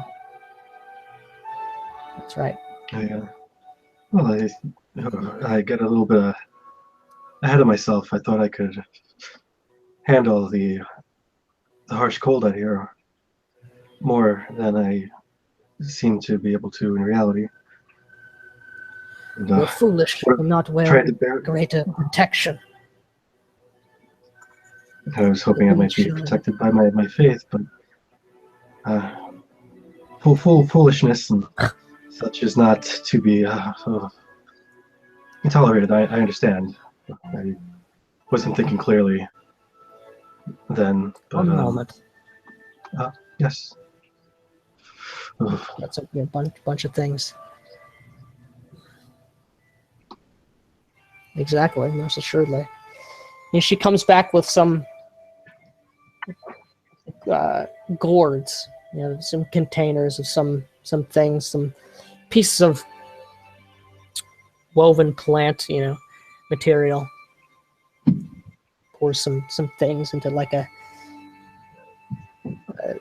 mortar that's grinding some things up, pours it, and it makes this kind of, exactly. I'm looking in there like all curiously. Will this keep the demons out of me, away from me? Not if you do not start wearing some greater protection against the cold. I cannot help a dead man. Drink Yes, this. of course. I will be sure to. And she just shoves it like right, like first. like right in like zero bedside manner, to her person at all. That's right. That's exactly right. And I drink it right down and deep. Okay, it goes down fairly well, and I get as much of it as I can fit in my small mouth. She waits impatiently for you to take it, then just snatches back the cup. Now, I would suggest you find some furs or some Snow blinders. Protect your eyes. They are quite fatigued. You keep that up. You'll be blind before we reach the town. Well, Like I she guess- just turns. Okay, I should. Like, all right, good luck. Thank you. Is that all? Yes. And again, though, thank you. I surely do appreciate it. I'll get on covering myself right away and be sure not to let myself be infected by anything. She just turns away and doesn't even acknowledge you. I kind of like wait for another like 5 seconds, almost disappointedly, and then I do kind of slightly defeated walk over. Is there like extra supplies? Like, well, no, I'm gonna go with Foimul. In my head, I know he has lots of furs all over him. Foimul. Oh, see, I knew it. You're still hungry. Okay, hold on. I appreciate this, and I find some, but there's another favor I might ask. I see you have many furs all over, and I don't so much. The Vayagish woman who was helping me, she insisted that I cover myself up more. I was wondering if I could have some of your furs. I don't need much, understand? I'm smaller than you. Come close. Oh, yes, of course. You know the others here. This is the tribe. You should not be asking me for these things. It's around. You just take it, and then you put it on yourself. This is everyone. We all. Huh? So you just take it, you put it on yourself, then you're good. Well, we are certainly open-handed, but we don't just simply take from one another. Have you just been taking these furs? What do you mean? We have the same tribe.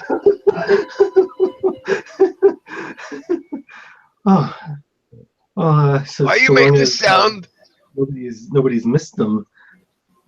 Oh, Foimul, I suppose this is the way your people think about belongings, but not everybody shares these views. Oh. No. You are right. Come now, you can spare one of those furs for me. Oh, yes, of course. Yeah, here you are. Yeah. Just start giving you. I give you like two of the three furs that I have on. And then feeling the slight shiver after giving you them. Yeah. Okay, like you kind of take it out, and it's a little bit much. And Foimul, the one will do fine. Here, let me give you the. Well, no, this one's smaller. This one's smaller. No. So I might hold on to. No, you're too skinny. You'll die out Yes. here. You need. But I'm also more small. I don't need as much to cover me. You need more to cover you. No, you are. It is like you know, you have to think of it. Listen. You're not listening. You have to think of it like you're the Cortox, like those. I gesture at the beast, like them. You see, you have to be like that. You put a lot on you. I could never grow fur like that. And right, but you mean wearing it? Sure. I mean, I concerned sometimes it might slow me down, but. Keep them there, okay? Oh, thank you. Okay, yes, I'll keep them. I keep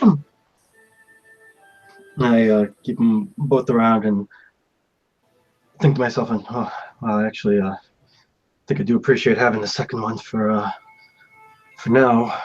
And I really wrap them up around really tightly and rubbing my body, my shoulders inside, and go on about maybe helping break up the rest of this camp. All right, you take care of that. And so as all this is happening, I got a torch in my hand, and it's burning with flames that smell of the mighty herbs used to flavor and create the powerful aroma of the mead. And I go up to these walls that we've dug out of this dune, and I run it up and down the walls, creating a thin sheet of ice as the water begins to melt and slides down, and then freezes again because it's Niflheim, and the heat of Morgul is not held so close to the snow for long.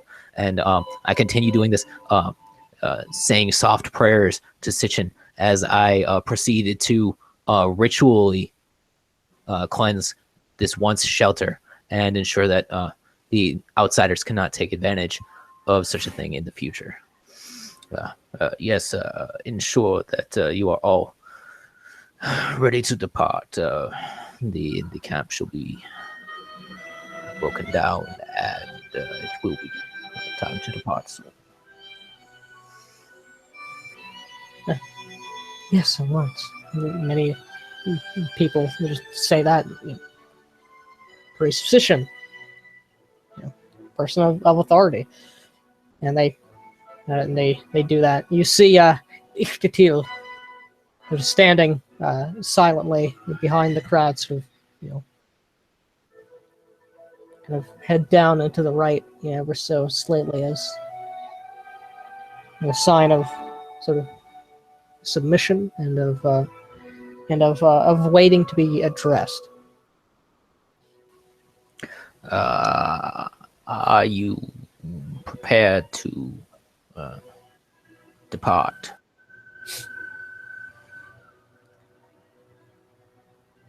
I am prepared. If you are, there is anything further you require. Your equipment is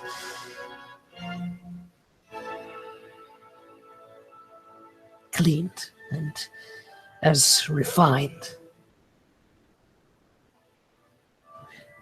Hey, step aside, cousin! Hey, let me help you with this. As I suddenly butt on in. Where do I keep the? Where do I put this? I need to save this. I just hold up giblets in front of this one. And like this, Ititil, as if anticipating the horror of Kiartzi, just takes that, just snatches it. Not bring this before the priestess in such a way. Just it takes it over to like an awful bin. You have like the intestines and like the spine and stuff. Like, where you put this? Yeah. Where do you put this? Because I was looking around. Yeah. Frain don't know. Cousins will know. That's right. And this cousin does indeed know, as there is there's a small cask filled with like bone leavings, inedible bits of the gut and of the intestines, and you have actually seen, and indeed you see it now.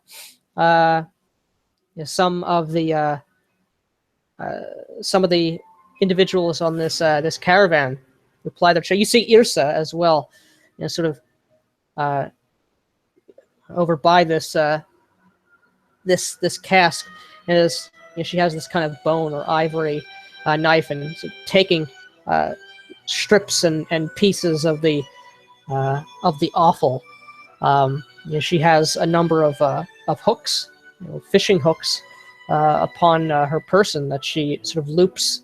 She hooks these giblets on and readies the fishing line to perhaps be used later this day, and just like very very quickly does she with a it's like this looks incredibly sharp. These like bone spurred bone hooks. It's like pieces of like curved fish bone or some other small creature, just with a practiced hand, just piercing a bit of the meat, looping the line around, hooking the next one, and on and on and on it goes.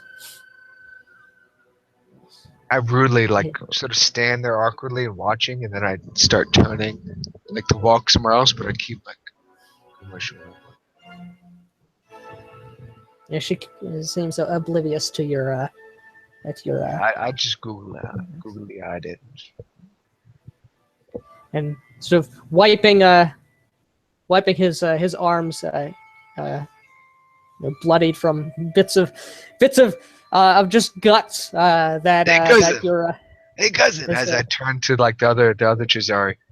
Hey, thank you for showing me where you put this. I did not know, hey, cousin, are you cold? Why do you not wear so much? You're very thin. You should wear much. It is all right. I'm Ah, fine. here you are. I take off my last sort of hide coat that I just jacked. Yeah, here you are, cousin. You have to stay warm. You know, you're not you're very thin. It is a thank you I give, right? And he just you see his quills kind of like flex. It's kind of reflexively as you put that this fur that you've just taken. It was covering. It was covering like another. It was covering like a hole where people are digging a latrine. Just grab that. Just took it, I just dusted took it off, and just give it back. Yeah, there you are. You keep that about yourself, and help your cousin. Okay, okay. And I start like shuffling away from him. And He just so kind like I see this dirty, disgusting, completely untailored fur being draped upon this poor Chazaris, and like I just let like a little puff of air out of my nose, and it's just like any Chazaris in the area would know this is just like a snort of derision. Like it's as close as my people can come to a laugh at this complete disgrace that this poor Chazaris has just suffered at the hands of this Chathan. And he's truly known to be completely lowered in the social ladder for wearing something as disgusting as this, and accepting this gift from the Chathan. as he turns his head, you realize he's yours. And I'm furious at this, as I realize that this is. And he's kind of like gives you a look like what I can't, like, what do you want me to do? I didn't want to accept it, but he just kind of walked did away, it. yeah, and I just gave to him. I just walked away like, okay, I got things to do. That's right. Remove this from yourself. Give it to another. Give it. Return it to its owner. This is unacceptable. He just sort of like to be wearing upon yourself. tosses it back in like the heap where it was, the rest of the refuse. Why would you allow this to happen to you? This is you shame me through shaming yourself. Is this an acceptable course of action for yourself? It is not. Of course not. And do not allow this to happen again. Say, not. and to the cards.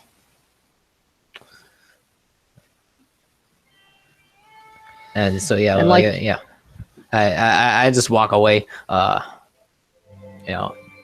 give me an glancing insight in his roll. direction. Give me an insight roll.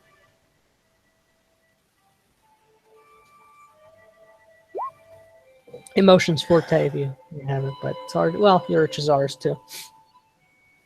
He doesn't have many emotions.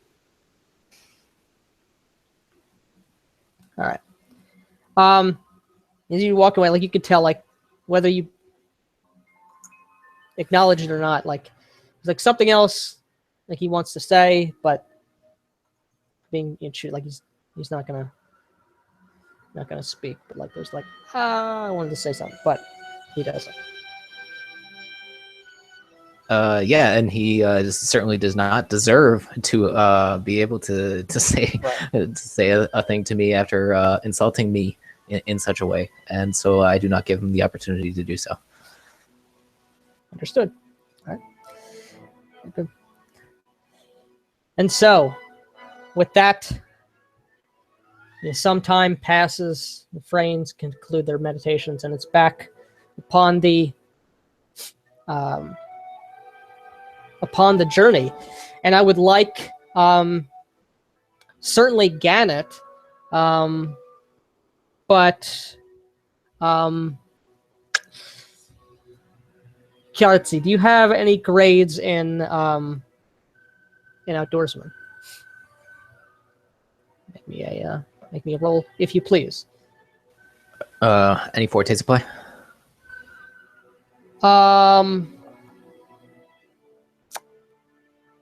Weather, natural hazards, and that's it.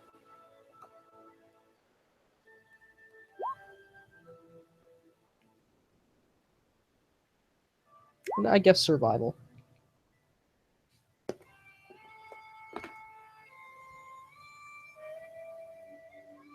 Then you can absolutely do anything.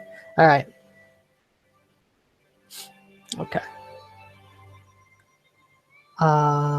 Okay, 21, 17, 12. Is that right?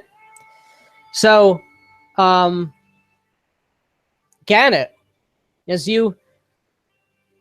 some hours pass, and again, the going is much tougher.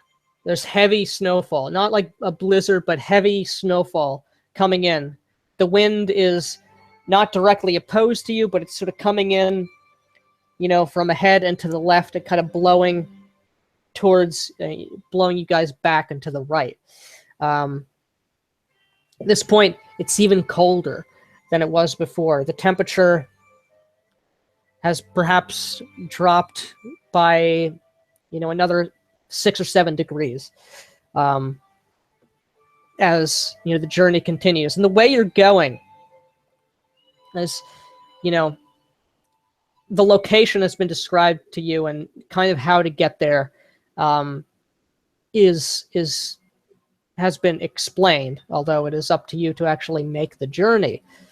As to get to where you're going, you're kind of cutting across a bit of the circle, of Niflheim, if that makes sense at all. So you're getting a little bit into the deeper portions of Niflheim before turning right and hooking back up towards the easternmost portion of the mountain range, where Broken Hollow is supposed to be.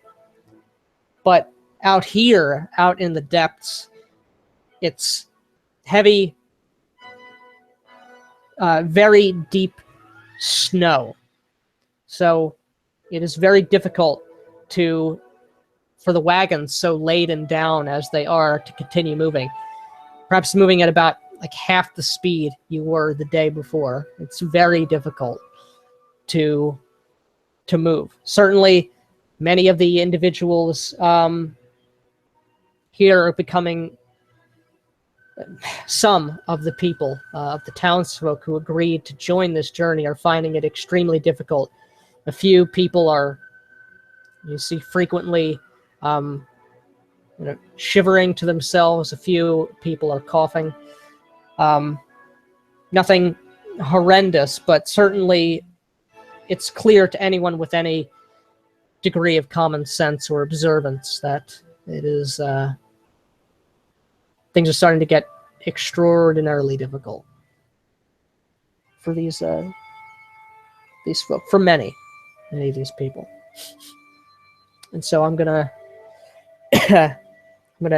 turn the scene back over to Kiartzi, as you see this most of all.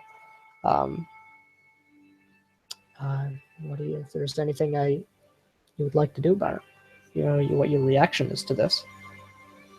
Clearly, we need to move faster, and so it is time to encourage people. Perhaps if we have to, through intimidation or um, prodding that their bodily weakness is not acceptable, and we need to move more quickly to attain our ends. So yeah, I mean, I certainly wouldn't be doing this myself, but to send people over to ensure that no one is letting their weakness overcome them, or that someone is covering for them and is made to suffer by performing doubled work if someone has succumbed to a degree to the cold. Okay. Who are you sending to do this?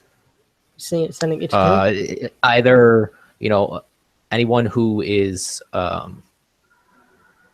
around and who is like I can reasonably trust to to perform this task. Like if there are Chazaris or Vigish, those are like the most likely because they're actually going to do it, and like we have an understanding. Like we can we understand. You see that done. it's Hilda's there. You see that one Chazaris is and he'll kind of you see like grabbed Foimel away a couple days before, and particularly Tlassile's, you actually this individual. Sorry, go. Okay. Oh, particularly Tlassile's slave. That guy is going over to like over towards where the Cheyenne is, and like where the ogres are. He's the one who's got to like get them moving because he's not important. All right. Okay. but yeah, go on with this other Chazaris. Yes. The reckoning, Okay. She comes over to you as you're looking at her. Her name is I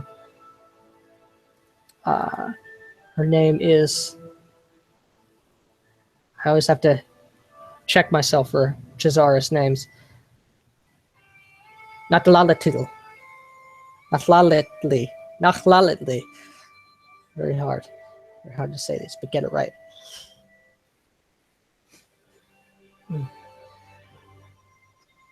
Priestess. She's kind of like gives you like a Chazaris kind of a gesture of of respect unto your station, in certainly in this situation. Yes. I can see you wish to speak with me. What might I do to assist? We need to ensure that all of these who are slowing their efforts in the face of the harshness of the landscape redouble their efforts. Ensure that these Freyines, that these that all of them do not weaken themselves simply because of the harshness of the environment around us. I understand. I trust you have found my accommodations, my participation in this endeavor of yours to be a boon to your efforts. And it has been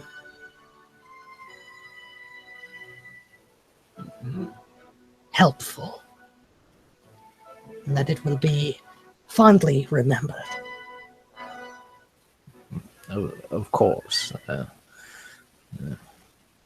You cannot trust a Chthon to prepare your food or a Kitsune to provide it for you, can you?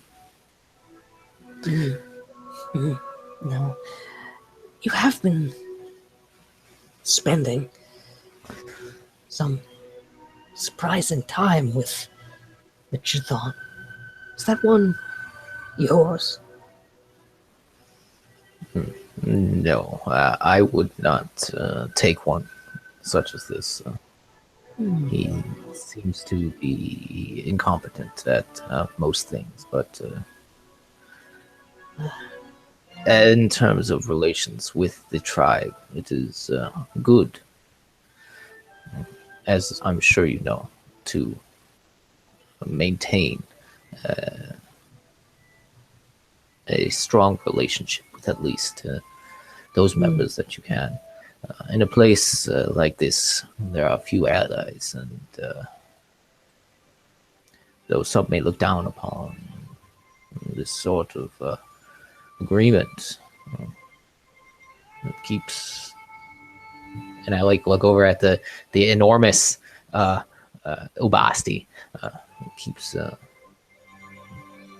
friends against those who would wish to do us ill. And she kind of like pulses her quills and kind of in agreement into that. And still, incompetence is just another word for a tool without an owner. I appreciate its eagerness. Could be molded, given the right ownership. Perhaps. But I do not have the time or energy to devote myself to such a project. Endeavors Unfortunately. are far too lofty for such a thing. Loftier still upon our return, no doubt. I look eagerly to such things occurring and would welcome such a rise in stature and standing. And sort of just Yes. just with that, like she kind of like pulses her quills again and is kind of like, all right, like I have heard, I know what you need me to do, and I'm gonna go do it. Okay. And yeah, that's good. And I don't like regard her or anything like that. I turn and encourage everyone to, or my own sled to move with the quickness. All right, do. And as the hours pass, as morning turns to noon, turns to afternoon, Gannett, you find yourself again with perhaps a little bit more covering upon you. A kayak. You are on foot, not having taken sleds, as the snow has become too steep to really move with a speed or with a quickness. It's actually, in some ways, a lot easier to move on foot here. Although keeping up with the Ubashti man, you find yourself just trying to follow in the footsteps in his wake through the snow as he breaks through with much more ease than you do. Yeah, it is certainly a great difficulty. How much longer did you say would be until we reach Broken Hollow? Oh well, we were several days out when we had started. I'd hoped we'd have been there by now. I'd hoped to, but you understand, not everybody who's with us can keep up this sort of pace. Were it just you and I, we certainly would have been there by now. I suppose you're right. It is all too easy to forget one's less fortunate than ourselves. And not everyone's as well practiced. I mean, some of these people, they don't leave the town at all. And they're spoiled a bit, I believe, by those pools of steam, hot springs. Yes, Even I, perhaps. I pat down the cloak I'm wearing now. Even I took for granted the warmth in the town, and thought too much of myself, thought too much of how well I was able to handle the cold over there, even though seeing from out here, there's nothing cold about our little hometown. Yes. It is, I suppose, an important reminder just how close to the edge of inhospitality, inhospitableness we are. I mean, after all, we are walking on the body of a dead elder creator. So they say. Oh? I don't put much faith in such tall tales. If I'm focus on things more material, more provable to be better use of one's time. But Well, certainly Nif will not be able to appear before you, but at the very least, the gods, they certainly do play a more active role, and by extension, the elder creators also exist and have their will, barring the ice and the sun. yes, we've, of course, we all know such things. We've all heard many a tale. Certainly, your friend, Kitsune, your Caw. What a loudmouth that one, isn't he? Never knows when to shut up. Continues to talk on and on and on. That songs, Yes. tales of exploits. There actually is a lot of that going around amongst the lumberjacks in general. In fact, it's part of what attracted me to them in the first place. I enjoy the tales. I enjoy the bodiness and songs, and the happiness. I suppose finding some bit of happiness in this cold place is a commendable sort, but I don't Especially know. this far out, and as you say, he still keeps chumming along with those little tunes. It's respectable. Although I suppose it doesn't seem like everybody's sharing my opinion on this. And I'm not one. The pointy ones especially seem to not appreciate the sorts of things You have that to we be do. cautious amongst their kind. I do not remember much of Milica, but what my grandfather has told me. He came from Milica. We landed, seems like a lifetime ago, upon this land. He had nothing good to say, still has little good to say for their kind. They're untrustworthy. About Chazar, yeah, the Chazar down there, huh? Huh. Well, we have a pretty big population here, and they've they're a bit stone-faced. I can never really get a reading off of them, but I've never thought of They them care as... only for themselves. Well, okay, I suppose I certainly do see that, but I don't really see them meaning any harm. Indeed, even Kiartzi, I just keep forgetting this, I can never really tell the difference, offered the meadery and the meads to anyone who had been injured the night the Red Ogres came. Yes, I'm sure. Free meal today, but at what cost tomorrow? Oh, I haven't seen any sign of her expecting anything back, but I suppose I will keep an eye on that. Yes. Wise that you do, but pay no mind to me. Should keep our eyes out upon if there's anything. I almost wish something would come pretty out of close. this.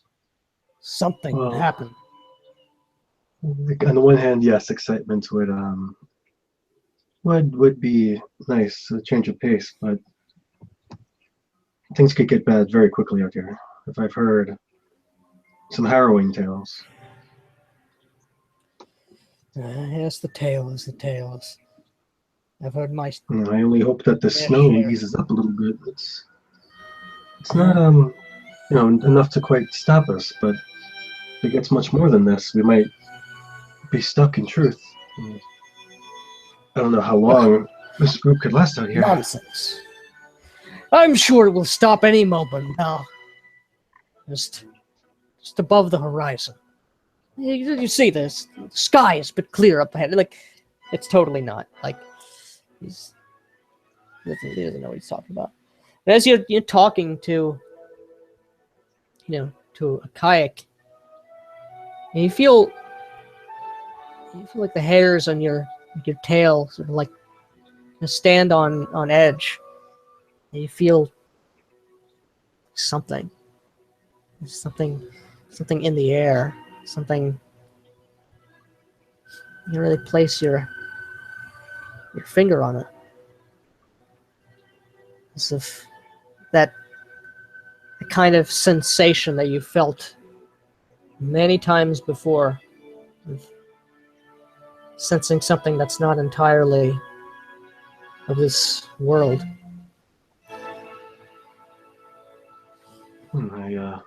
Feeling that like tingly sensation right up, starting with my tail, right up my back. I start standing up straighter and slow down a little bit and start. Even as the kayak keeps walking, I start looking around, imagining the sort of sight I might see. The last time I saw something, I didn't see that there was a forest. I didn't think trees would grow this far out. I suppose they're hugging the mountains. Did you know there was a forest this far out? Not a bad place to catch harvest lumber, I suppose, if it would not snow quite so damn much. Yes, transporting it would be an issue. We have trees much closer by. I suppose you're right. Although there might be something special about these trees, and if there's a particular type, maybe the wood is especially useful for a particular application. Yeah, it actually might be worth taking a look. Good. It's you're peering out over there. You see, it's way in the distance, kind of a darkened smudge upon the horizon. A very sort of primeval pine forest, upon kind of gap in the peaks and the mountains there. But as you're looking around, you feel that strange tingling and the sensation. You can see first, like off at the corner of your eye, and you see as you look, like, oh, what's that?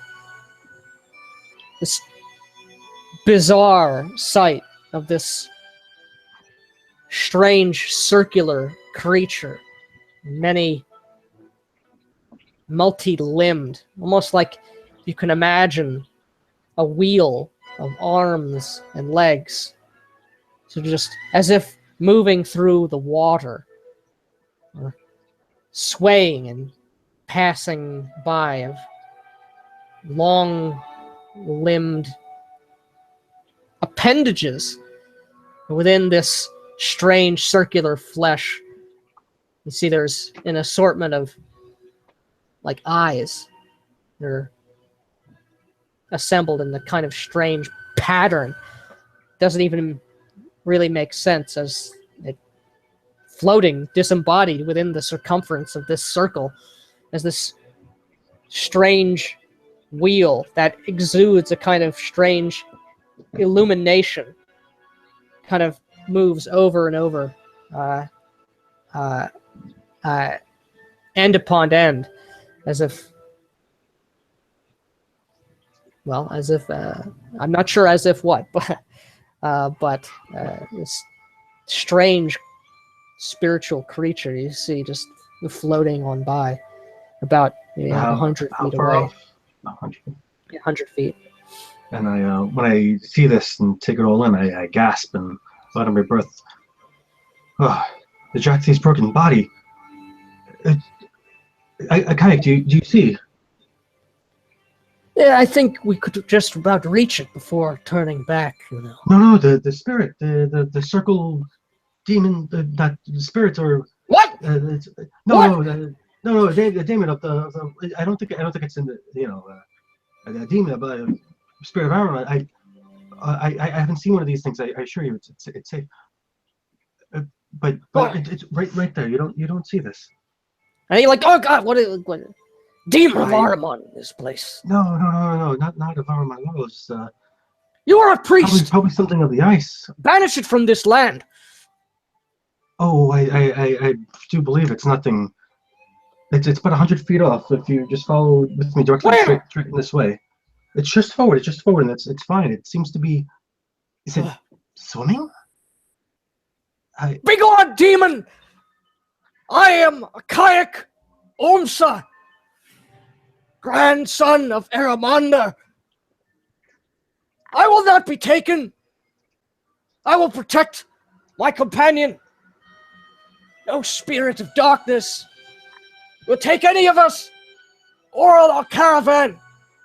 Begone! Hear my word. I think continues to speak and shriek out at the. Just echoing, just almost at a complete roaring resonance upon the plains as he freaked out as there's a demon. And I get in front of him and try and put my arms up trying to get as high as I can. Kayak, it's fine. I honestly do not believe it's anything of darkness. If I get a closer look, I can maybe see what its spiritual essence might be made up of. I assume at the very least of the cold, but. Judging by the way it's moving, maybe also of Leviathan's body. I have no idea. We have to get closer. No. But also, no. I have a sight. I can see these things in this way. They never have meant any harm, and they actually usually ignore anyone around. I don't even think it's noticing you. I look over. Yeah, it's not doing anything more than kind of. It's swimming around. It's the strangest thing.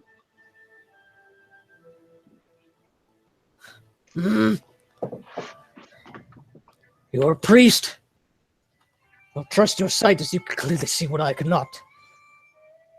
I will protect you. But I cannot protect against that which I cannot see. Well, how about this? If it makes you feel better, I can just keep pointing to it. It's right there, right in front of where my finger is. It's still about 50 feet off. I'll let you know as we get closer. But if it makes you feel better, I can just keep my arm out, keep pointing right towards it. He doesn't say anything. He's just kind of his eyes are fixed, upon wherever it is you're pointing. And as we keep going forward, I start thinking to myself, oh, crap! I actually meant to be learning more Niffin by now. It's a really tough language, but I don't know, maybe a word or two might catch his attention. As this thing kind of moves closer, you see kind of gentle pulses of illumination, moving just as if from nowhere, little motes of strange pale light sort of emerging from within this open circle, and it's kind of this traveling around the legs and the arms, and just traveling about the aura of this thing before just winking out of existence. And I kind of just drop my Give me arm, and it's gone. I mean, it's still there, so it's still there. you Sorry, said it's the gone. light, Oh, okay. light. I misunderstood. exuding light. Oh, I see. Okay. Well, then I keep running. And yeah, as we get close enough that I feel like it might be able to hear me, I start throwing out, the 3 or 4 words, and if I, wood, cold, tree, all in Niffin, and can't really string them You give together me into a a, real sentence. You can give me a theology roll. Yeah. Oh my goodness.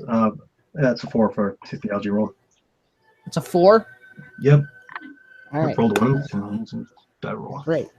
You have no idea what this spirit is, what lineage it is. Maybe it is a demon. I mean, for all you know. But it doesn't seem to react, or I mean, this such an alien-looking thing.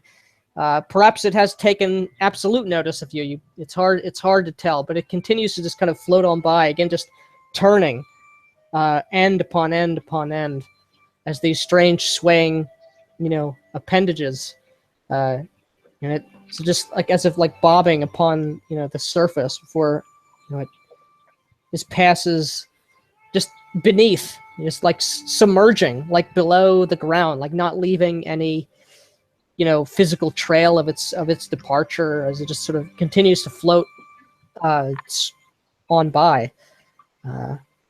No, the whole while through, while still pointing out exactly where it is, I'm describing everything I can about it to Akayak as well. And once it does go underneath and I can no longer see it through the ice, or through the snow rather, I ask him, Akayak, have you ever seen or know of anything that I've described what this thing could be?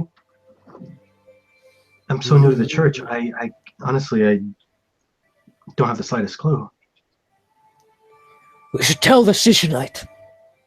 People must be warned that this land we must pass through is afflicted, haunted with spirits, and perhaps other things.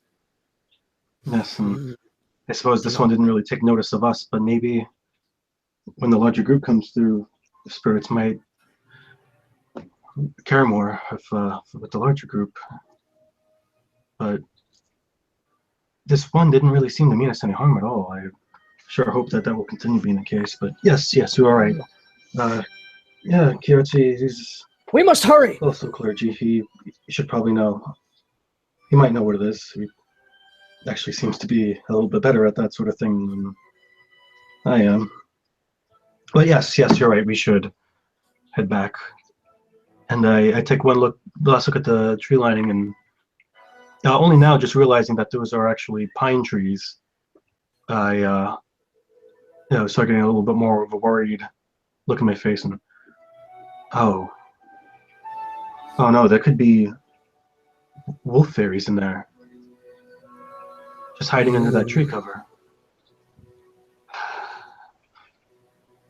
Yes, we should head back and let everyone know exactly where this area is and what we've seen. Alright. And I I'd like turn you right to- around and start kind of leading the way. What do you? I'd like you to give me an acrobatics reflexes check, if you please.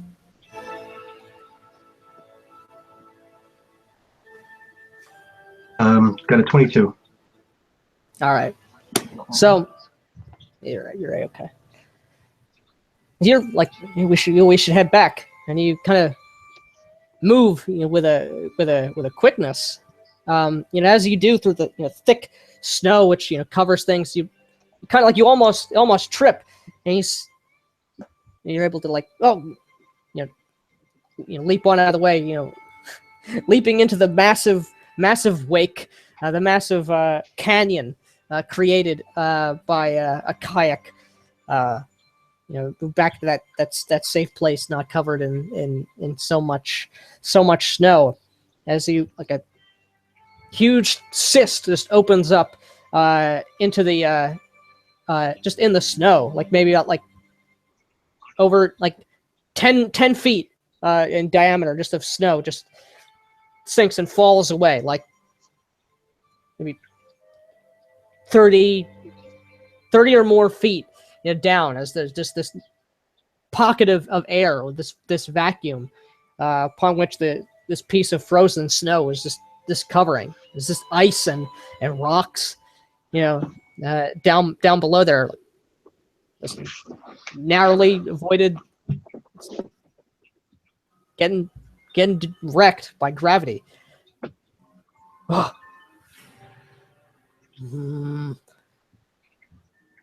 What? Surely. What is this? Trap! Wolf fairy trap! You're right. Must be. Oh my god, yes. Oh, if we had fallen down there. Okay, we have to go back. We have to do so carefully. We have to be sure not to fall into anything else.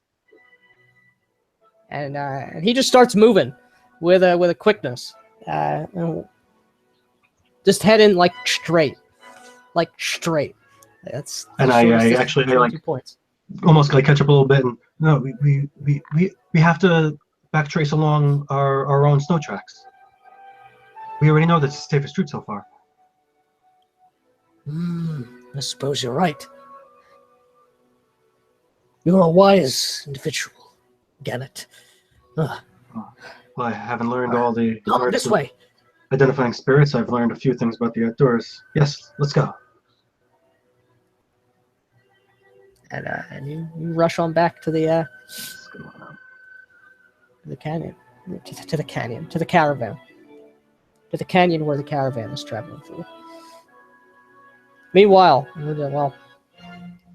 as transitioning exactly to that point, Foimul, you're eating up the last bits of the gibbets of your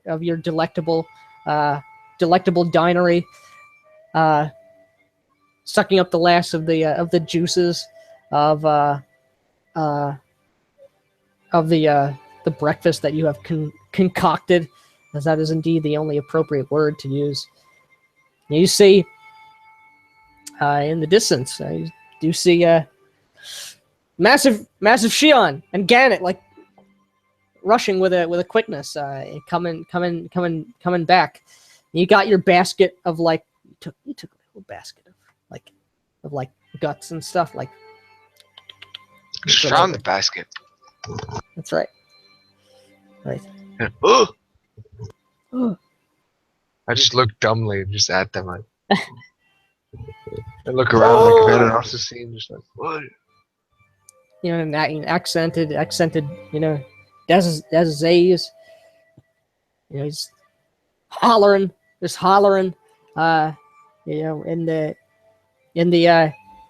the distance. You're kind of like in the back of the caravan. You just enjoying being amidst all the other food, all the other like slop and the leavings. It's the best place to be on the caravan, as everybody knows, as everybody should know. Oh, you hear like before he gets there, as the Basti. Yes. Yeah, I just do a meek sort of, and I say in Daz's, they're calling.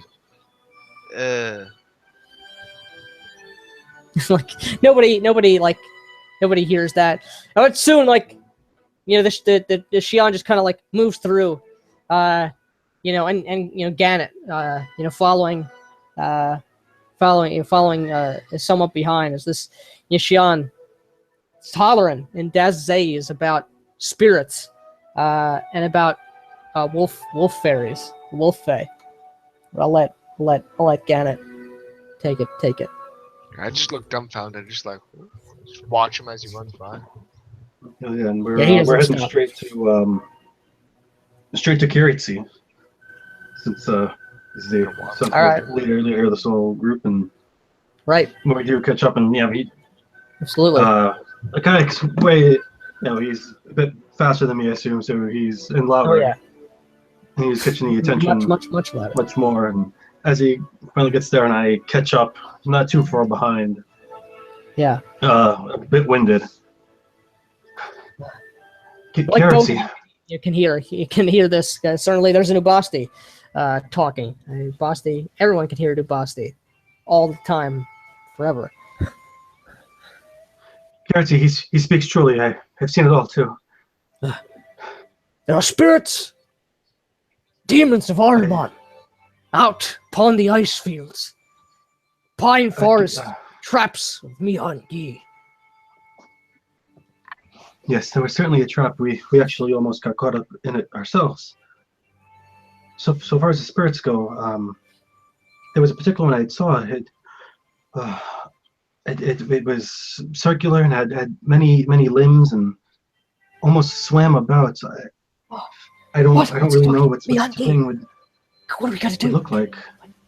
Kirito, might you know anything? As your, I imagine your theological knowledge might be a bit more expanded than mine. So like I'm still trying to overcome the sight of the 9 foot tall Ubasti charging at me, yelling about wolf fairies. As this is not the sort of thing that is going to encourage level-headed behavior in the Dracoid people. But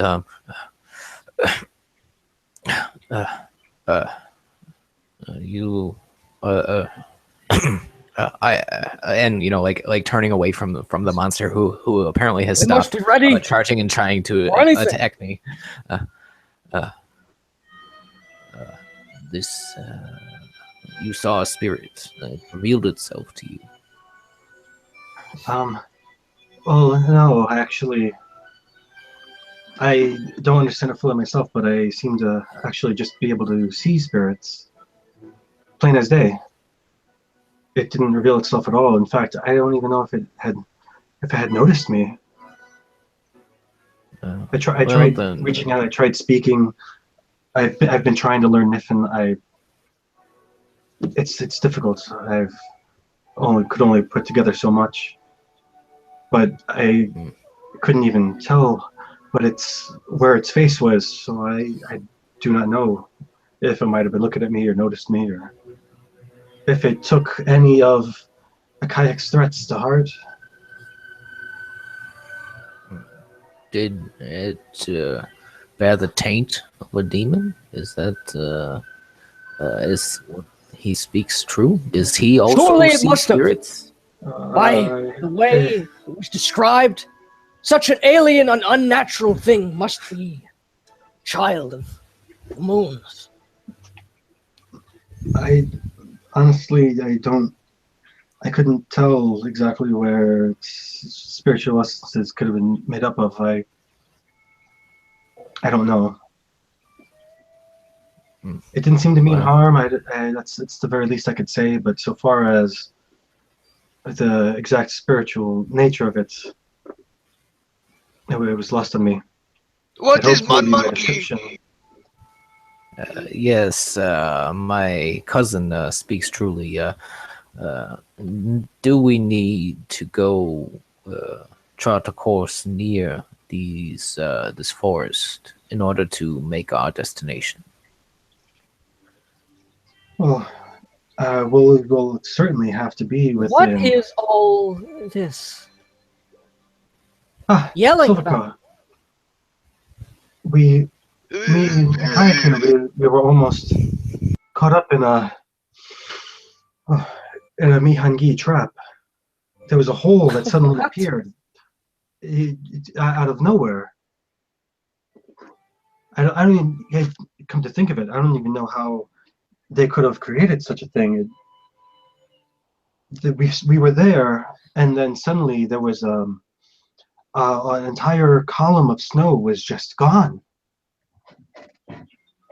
We had just jumped out of the way just in the last minutes. Some creatures, but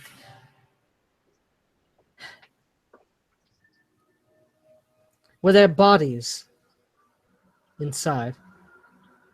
Bones, the leavings of such traps. There's no such in there. I mean, if it was indeed a trap, I'm sure any bodies would have been recovered. Me and a kayak here, we're much too quick and strong to be caught up in traps, right? I offer him up a big old smile. That's right! He shouts out. I do not believe this is the work of Mihangi, but certainly dangerous nonetheless. There are many other creatures, even more deadly than wolf fae, that Wait. hunt this Oh. deep.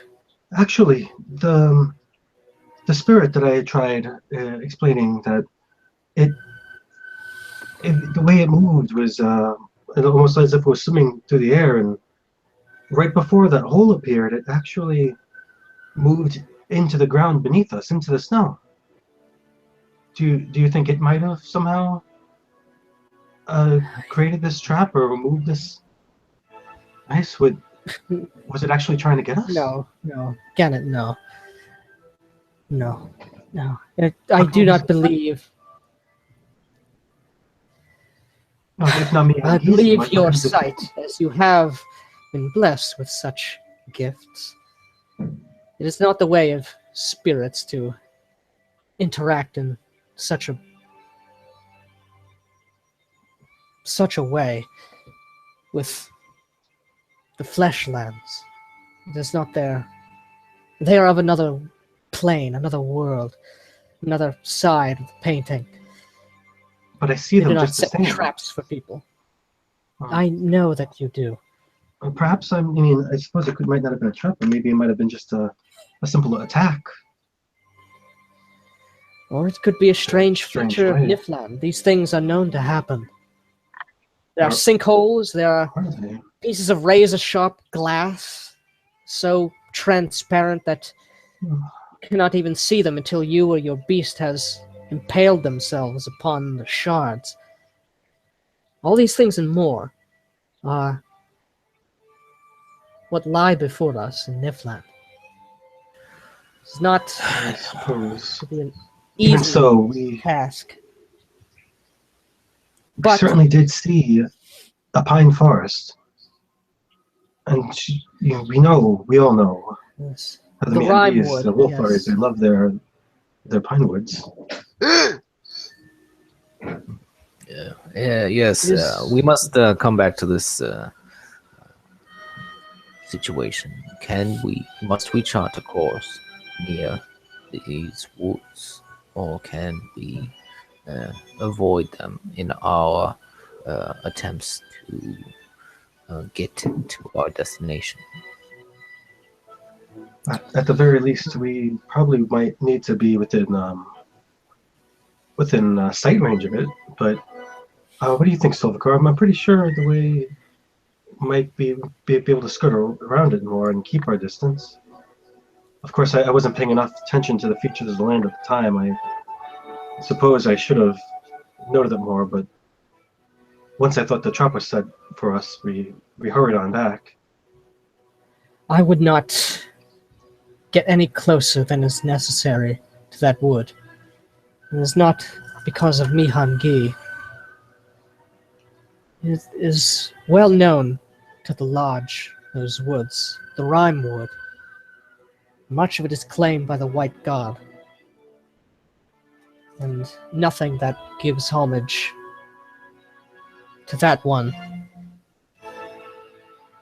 is anything greater than a base lunatic.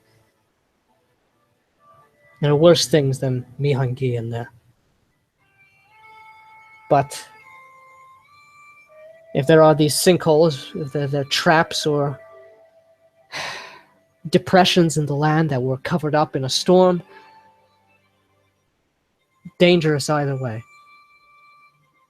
I suppose if we...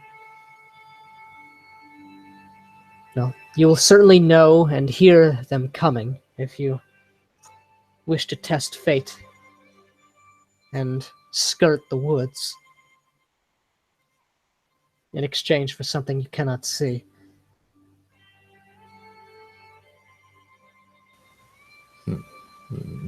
choice is we not will mine to not. make. We will not. We will avoid these woods. We will do what we can in order to arrive It will safely. slow us down and quickly. considerably. We wish to be safe. Yeah, We could send. will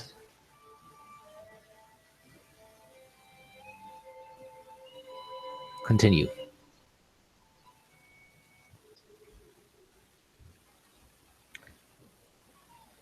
As you say, I will have myself and Gannet and some of the others. The gestures, to one of the Frayne sisters. We can move ahead. It will be, as I said, slow to test the ground, make sure there are more of these sinkholes aren't in our path. And if they are, well, move around them. Yes, yeah, we can. I'm plenty fast enough. I don't think I would necessarily fall into any sinkhole. If we create a trail ahead of us, then we can have the sleds follow behind. A sled falling in would be disastrous. It would be best if we move ahead and create that trail first. Yeah, right. Oh, I think that this Gannet, he should stay with us. You will take this, and I like gesture towards the enormous Ubasti man. You will take this one instead, and I gesture over to Tlassale's slave. Yes, you will have a Chazaris to come with you as well. They will prove quite useful in this search. Do not worry about the Gannet. He will be here. He needs to recover from his exertions.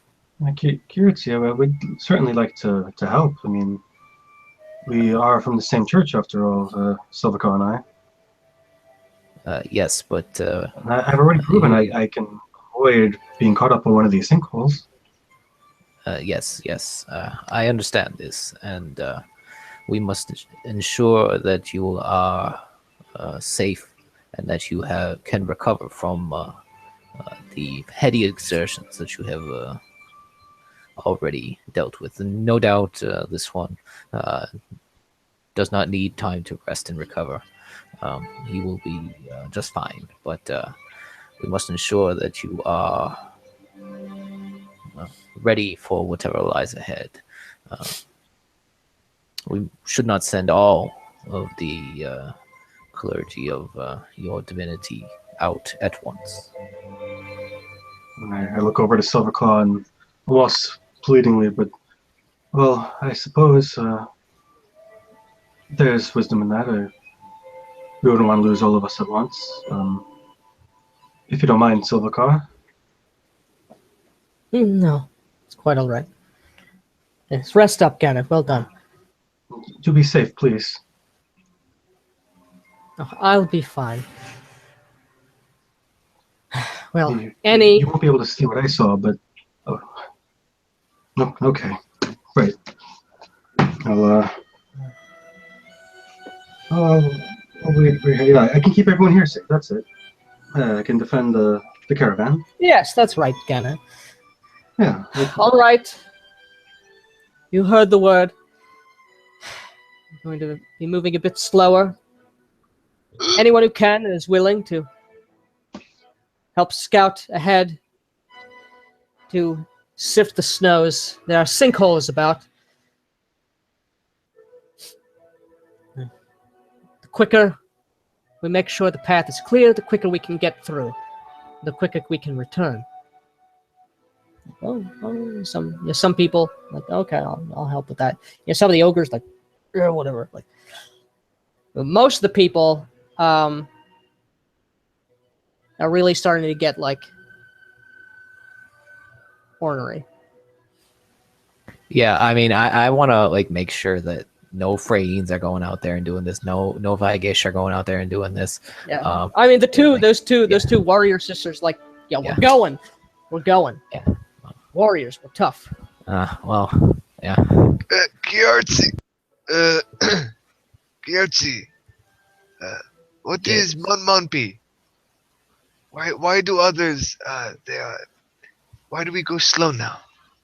It is wood. What is this?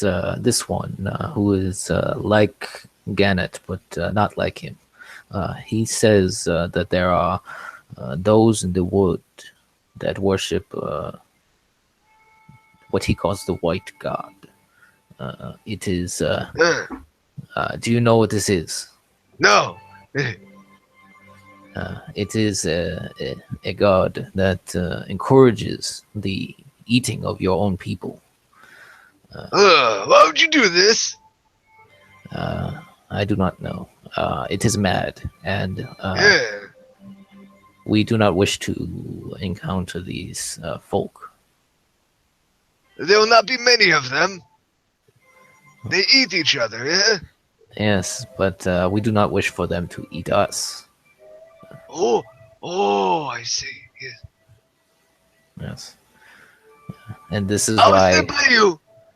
Yes, yes. You will stay by the Gannet and make sure that he is in good spirits. I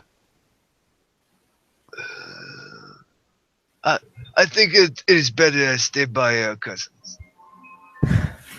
Yes, yes. And so I like go over to Gannet, because we're going slowly. Gannet, come here. I must speak to you briefly. Yes? I wish you to know that I send you out with this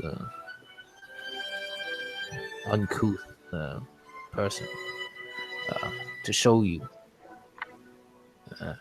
that they are untrustworthy, that they are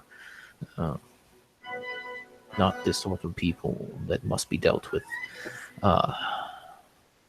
eagerly. I'm sure that he tried to tell you all about the untrustworthiness of the foulness of myself, my people, even perhaps Foimul and the Chthon. The Cheyenne, they are enemies of our people since our creation. They are created by a divinity of hardship, of toil, of pain and suffering, and they would do this to all of us. You must not trust his demeanor, which is open, which is loud and boisterous. He has hatred in his heart for us. I hope that you have seen this and that you understand. We cannot afford to lose you in this endeavor. Well, I mean, it's true. He doesn't seem to have a very high opinion of a skilled one such as yourself. But it seems that's a two-way street, and I don't see any clear indication that any particular party started it. He is the creation of darkness. This is... Karatsu, my own mother worships she. I'm sorry to hear this. Perhaps you will lead She her to brings the in- light of the... She's a wonderful hunter, and The she happy brings in the wanderer. food that we all need. They have a place, a very important place in our town. And to hear of you just scoff at that, it's, not. So some of us are oddly carnivorous. We have to eat the meats. Yes. We I depend on understand this, but we need not always take the bad with the good. And though it is our place to do so now, I hope you can see the darkness that lurks within. I simply wish to show you this. You may not understand at this point, but it is there. We will not...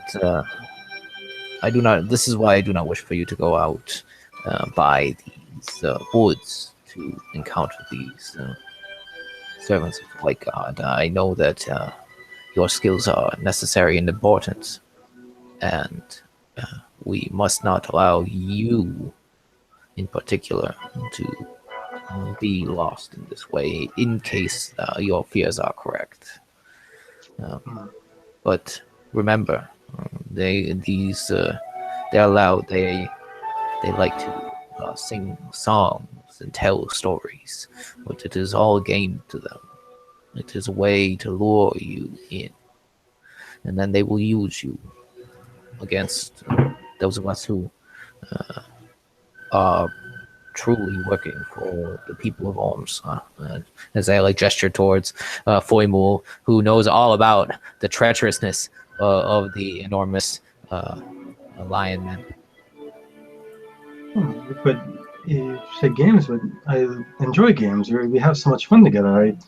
I did not see any of this darkness you are saying I should be expecting from him. He was.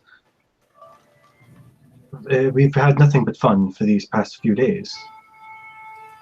In fact, I feel we've actually become somewhat friends over this time. You say your mother is a hunter, yes? Yes. If she lays a trap, does she leave it out in the open, or does she disguise it? Well, depending on the game, but yeah, disguising it is, of course, Yes, much well, more. you are, of course, a clever game. They will not simply use an open way of coming upon you. No, I refuse to you are believe too- this of too someone I consider a friend. Well, perhaps you will learn in time. I simply wish to warn you of this, as again, you are important to our group, and we cannot have you being Oh, corrupted yeah, by this. I see you're coming from a good place, but I wonder where we are all in this together. We're all on the same team right now. I don't understand why we all just can't get on along. Is this just a thing between your kinds and their kinds just all together? Is there? How many Basties have you even known personally? Voimul, why don't you explain to our friend Gannett here what happens when one of us, a cousin, tries to become friends with new Basti? Oh, you have to be careful. Okay. They are.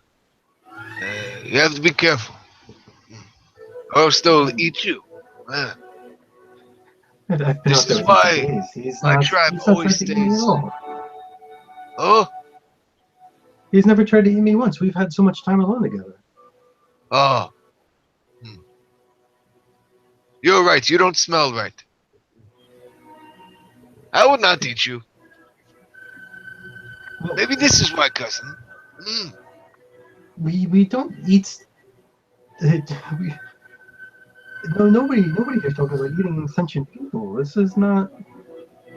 Is this what Kayak thinks of you guys? He did not speak nearly as poorly about you as you are speaking poorly about him. He is the one with the fangs and the claws. Yes, I only And- have a beak. Oh, only a beak, but I imagine it's a very powerful one. And Kiaratzi, you are covered in spikes. Yes, it is for protection against those who would wish to eat me. And I like open up my mouth too and reveal my, fox-like fangs. And even I Oh, have a natural defense. oh, maybe. Yes. Oh, cousin. Maybe he is a cousin of the. Well, no, Foimu, I'm Fey. You've seen me meditate. Yes. Yes. I know this. I know many things. You are not Cheyenne.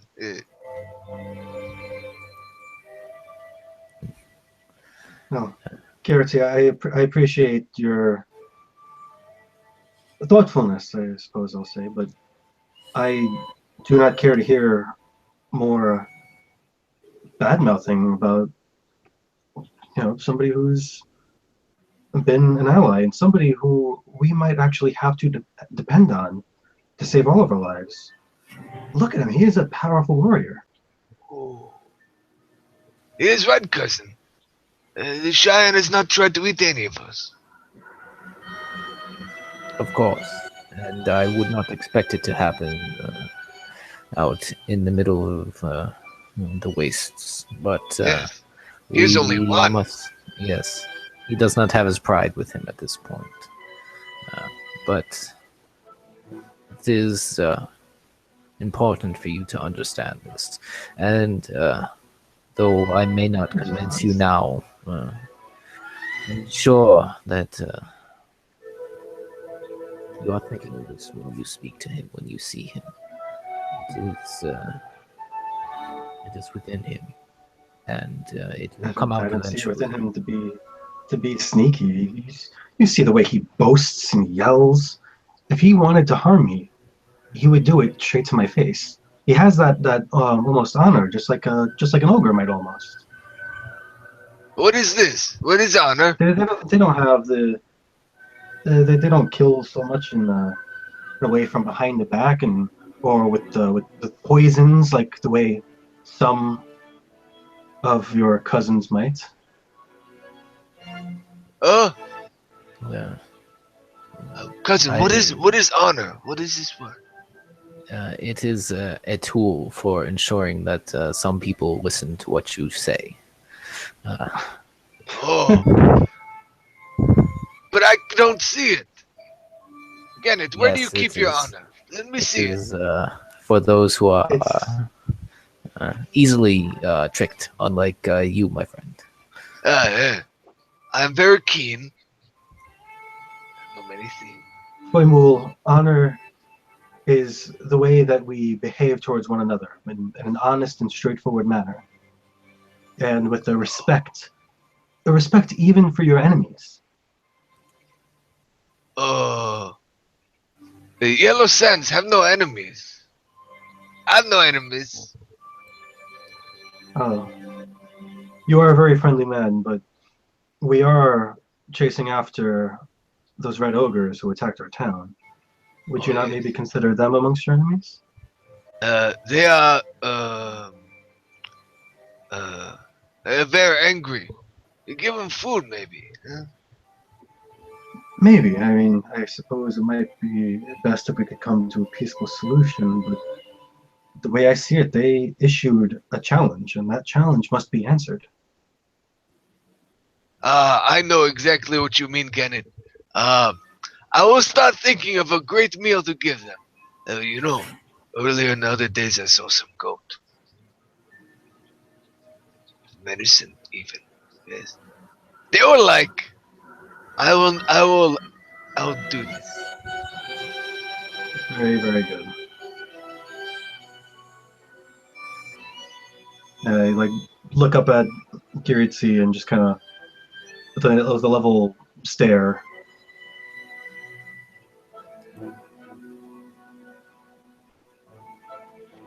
I don't see us coming to an understanding. Perhaps. Know that I do not wear a mask. I do not disguise my behavior, my appreciation, my like or dislike of any and all in this group in our town, in my temple. I treat you as you are fit to be treated, in the way that you have earned being treated. And if the hunter in the night, the child of the flame and darkness, does wear a mask, it would not be something that would be surprising to me and should not be surprising to you. This is all I am suggesting. It is a warning. I simply wish for you to take it and think upon it. You may not understand now, but in the future. They're the ones that wear their emotions on their sleeves. There's no masks. They're not hiding anything. That is what they want If you anything, to. it seems like you hide what you might be feeling. I can never, ever tell what might be going through your head. I can tell if you're happy or angry right now. I am concerned with your well-being and the well-being of all of us. This is how I am feeling. If I'm sorry that this is difficult for you to read, but it is not customary for us to shout from the rooftops the every passing thought that comes to our minds. But again, to understand what this one is trying to do, you must understand that boisterousness, that this attempt to make it seem like he tells everything to you, that he has no secrets. This is in itself the mask. Oh, I mean, I suppose there might be. Do you know what the Stood is? They keep it quite secret, and unfortunately, I do not believe that they would speak to me upon such things. But I have not heard anything, any rumors. The first day that you had sent us out, we had come across an area that had a lot of frozen water, a lot of ice, and I thought maybe there might be some mystic energy around. I opened up my sight to be able to see such things, and when I did, I could see a faint aura about a kayak. Even more faint than I might see on an acolyte. What does this It's mean? not something I could understand. When I asked him about it, he simply stated again, like he usually does, that he is the Stood, but would not elaborate. So yes, they do have their secrets, but he's not keeping the secret a secret. Well, perhaps it is just one in a maze of minor little secrets. The fact that he has revealed this at all to you, or that you have found it through your own cunning and wisdom, has forced him to reveal this to you. Did he reveal this to you beforehand, that he was touched by the divine, that he had spiritual essence that flowed through him or surrounded him? No. So then did he did not reveal this willingly. He simply was forced to reveal the fact that he had this secret. I guess. Yeah, he did.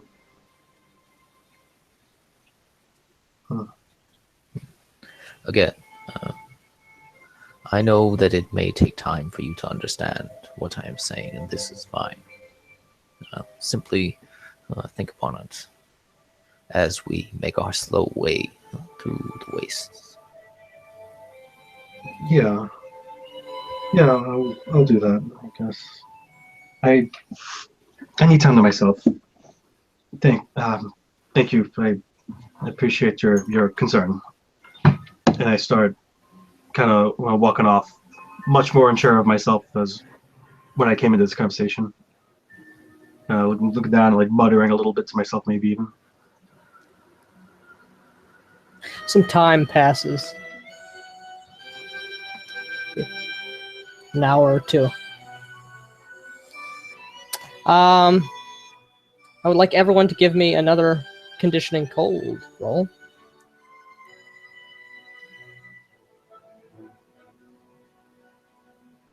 Okay. Okay. As this is rolling for this. Kiaratsu, you're on the okay. Yeah, you are certainly on the wagon. All right. You're fine. And your previous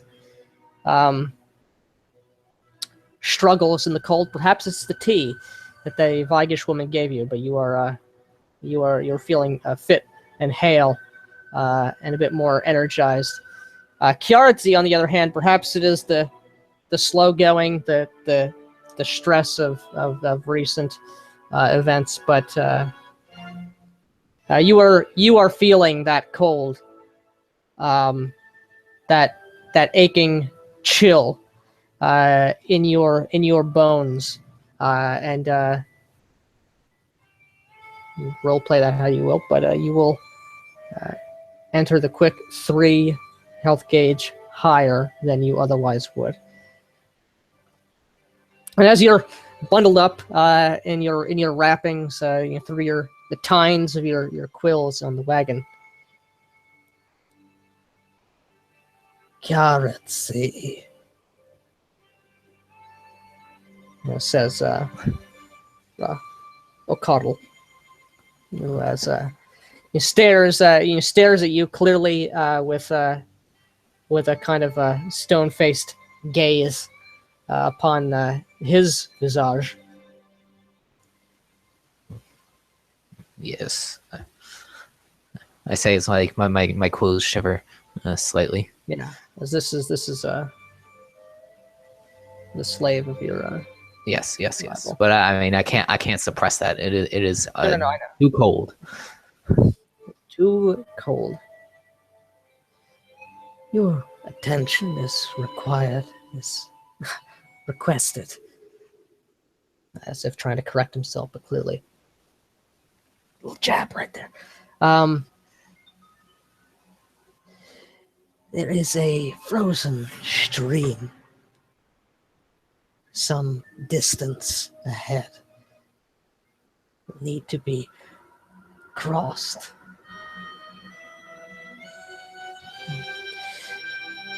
The Xi'an and one other fell in, reclaimed, but cold.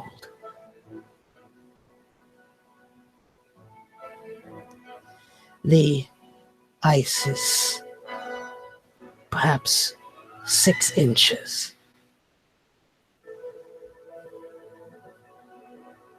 Will be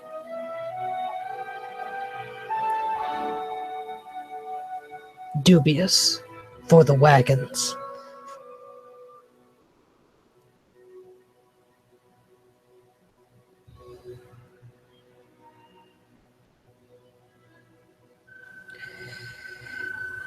Shall we cross? We'll find a way around the stream.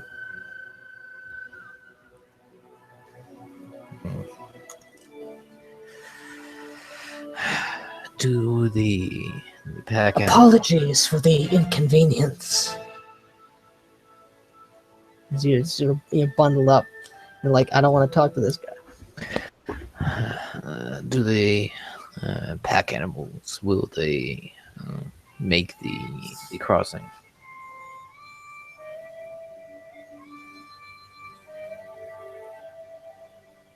Perhaps. One by one.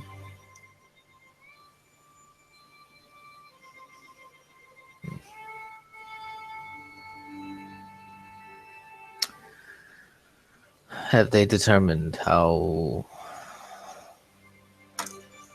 long it will be to discover another path, or how long such other path will require us to go out of our way? The Kitsune and Freyin are attempting to find the reaches of the stream, that we might pass around it. Have not discovered yet.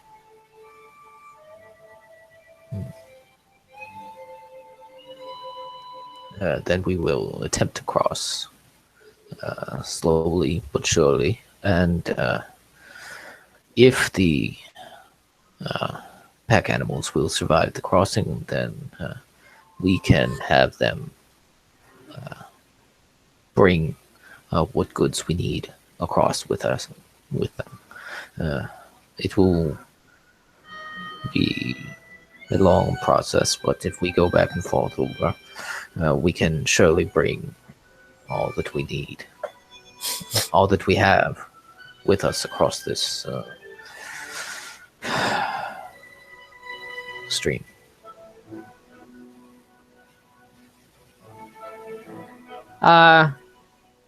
And just leaves. Can you give me an insight roll?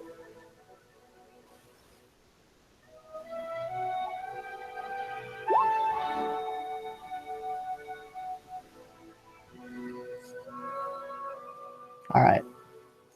There's, yeah, he does it, but there's clearly certainly disgust at you and your opulent being able to ride upon wagons and not exert yourself as is your station. Yeah, that's what you get. But you know, Foimul, please come here. Foimul, there is a. You see this cousin that I was just speaking to. Yeah. Go. He is going down to begin leading these slow transfer of goods across the stream.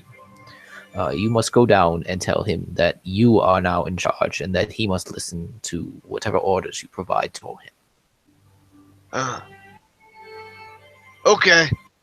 You will ensure that all of the goods and animals and eventually wagons are able to cross the stream without falling into the stream.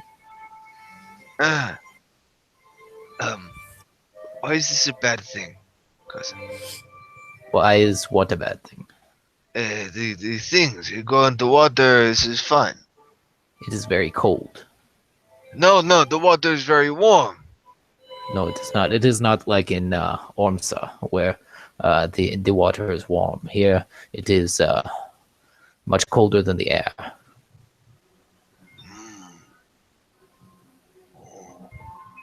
I will do this. I waddle on off. I'm in charge now. Just show up. I just proclaim it. Yeah. Just show up there.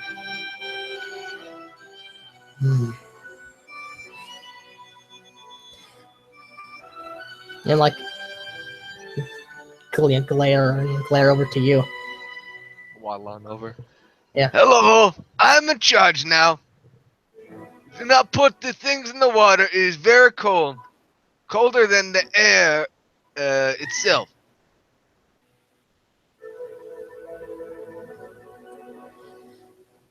He just sort of like just nods, just at you, completely unimpressed by you, by your corpulence.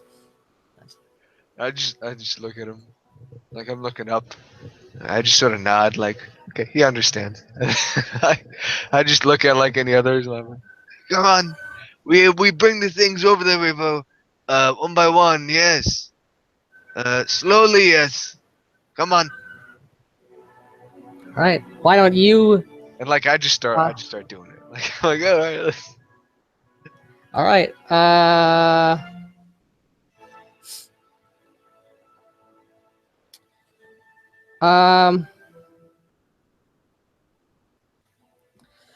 Roll me a. It's difficult to figure out. I'm gonna say I'm gonna call it a Splunker roll, just for the mechanics of things breaking. I don't. Or no, that's not fair. Give me an outdoorsman or a waterman roll, whichever you prefer. I know many things, so I know everything. Let me tell you something, okay? Good. I got a 17. Okay. Like I just proclaim I'm the boss, and I'm like, and I tell them what to do, and then I start doing it. Okay. And you start doing it, and you're moving the animals, across, one by one. You're moving the beasts of burden, the cortex, and they're you're used to dealing with animals. They move across. And then it comes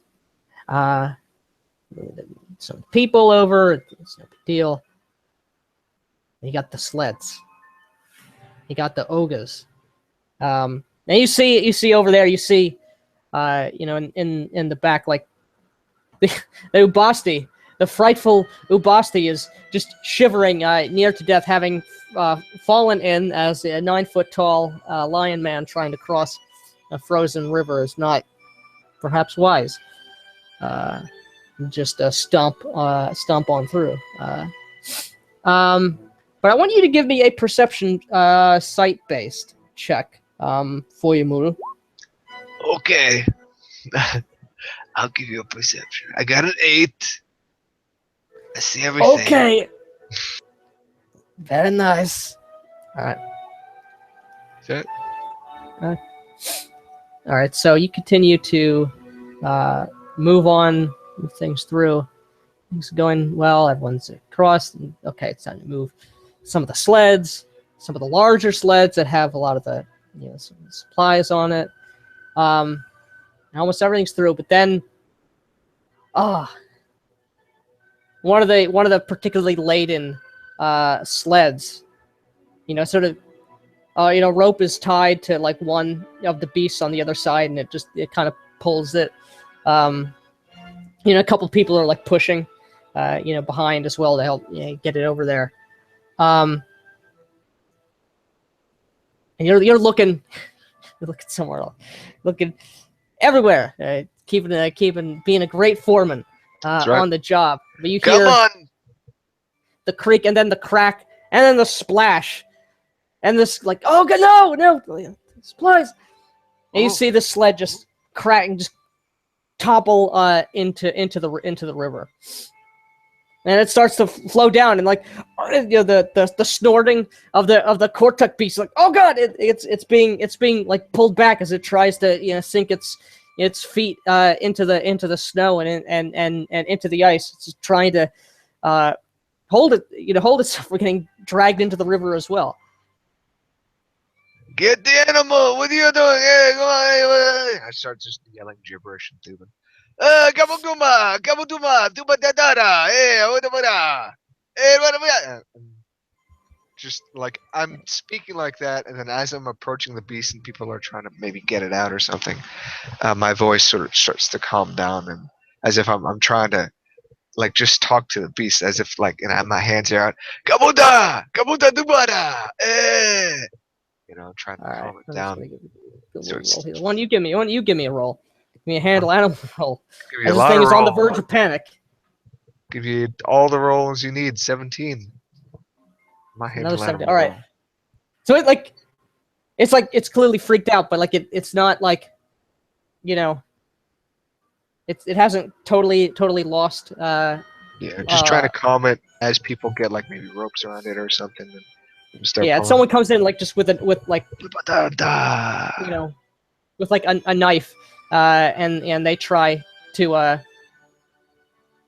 they cut the rope, and there's like a couple ogres sort of holding on the rope, and they let it go, and then they move in, and we'll do some Is there Alright, a really let's- and a strong current? I mean, you said it's a frozen over lake, so does it seem like a strong current, or just It's like things a frozen tiny little river. It's not like a lake. Oh, right, yeah, right. Yeah. I mean, It's not as I'm like calming the animal down, like I'm like saying sweet nothings into its ear as I slowly position myself, to where the stuff is going into the water. I'm planning my next move of action. alright. So they like like and they're able to they start pulling it, but it's banging on the sides of the riverbed on the top of the of the ice of where it's like completely it's frozen. You hear like a piece of wood snap somewhere. And you could see like all the goodies are have just toppled over and are sort of sinking down. Some of it it's going downstream slowly like a cask. Your cask of guts and offal just bobbing Oh, no. bobbing down. But it is very sad. And there are a couple other wagons that still have to cross. Like there's Mhm. 2 more. I mean, I'm not Keep saying afraid of the wagons, water, sled. so I Alright. just jump right into the water and I just go into the water, just start getting stuff. All right. Give me a Like conditioning after the cold beast roll. after the beast is like calm down, I just whoop, Yeah, that's fine. just hop right on. You don't in need to there. give me a swim check or anything, but Okay. do give me a conditioning cold roll. Got 18. Okay. All right. Take 2 health gauge damage. As is extremely cold, even with an 18. It's brisk. Woo! Yeah. It's very brisk. I don't It's say fun. anything, He's but I'm just like, wearing like as and you I'm shocked. burst out of your ragamuffin garb and just dive on in there. And I mean, I go in there, and I'm gonna break back out of the surface. I'm like, oh, it is cold. But I mean, it doesn't seem to really bother me.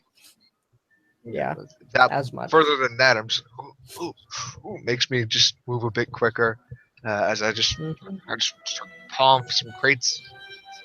So essentially, Alright. just trying to like swim on over and like move it to the side so like an ogre, someone Yeah. can pick it up. You could have the scene. You can't get everything, but you can Yeah. get you snatch up what you want to snatch up. Yeah, I get that barrel of guts. I mean, let's be honest. That's some good eating. That's some good snacks. Need snacks on the way. You can't get skinny here, Niflin, or you'll die. So I go and get that, and I move it on over. The ogre that reaches over, he's just like, "Oh, great, yeah, good job," and then he like picks up the barrels. Oh, this is good. Okay, come on, la. And I keep swimming, and I was like, looks at like a couple ogres. Like, That's good eating. okay, all right. There you go. And I mean, I just take.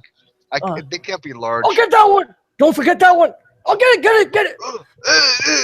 And I'm just swimming around, being a Chthon, and just like my as my fingers and my toes spread out, there's webbing, as I'm just swimming, brushstroke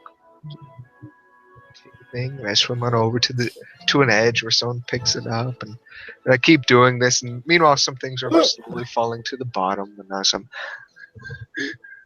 I keep sort of pushing myself to do this, all while feeling that slight numbness fades away, as I start to move in the water and as I'm sort of moving around, and that coldness does, kind of sting, especially when I break the surface and the air hits me, but still I keep pushing, and when it's all said and done, I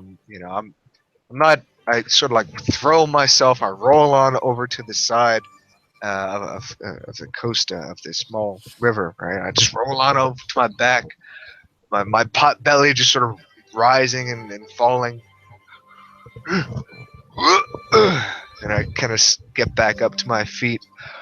And I'm just looking around, and a couple of people are like, "Oh, look at this! Look at this, dude!"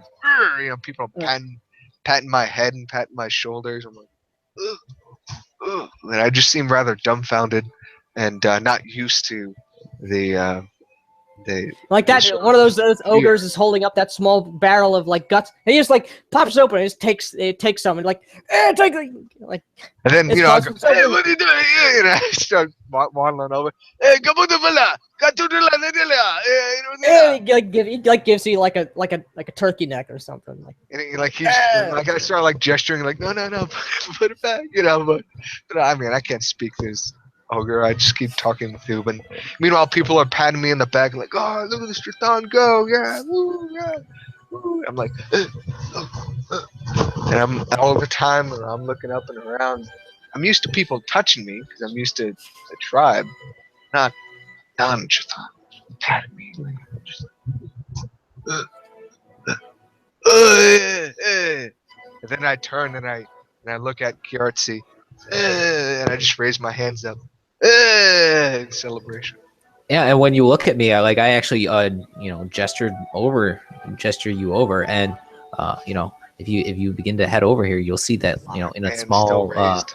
metal grate on the ground there are some coals which are aflame and radiating a bit of heat for you to actually come and warm yourself as you have performed a useful task for us and are rewarded with someone with a Chazaris actually caring for you.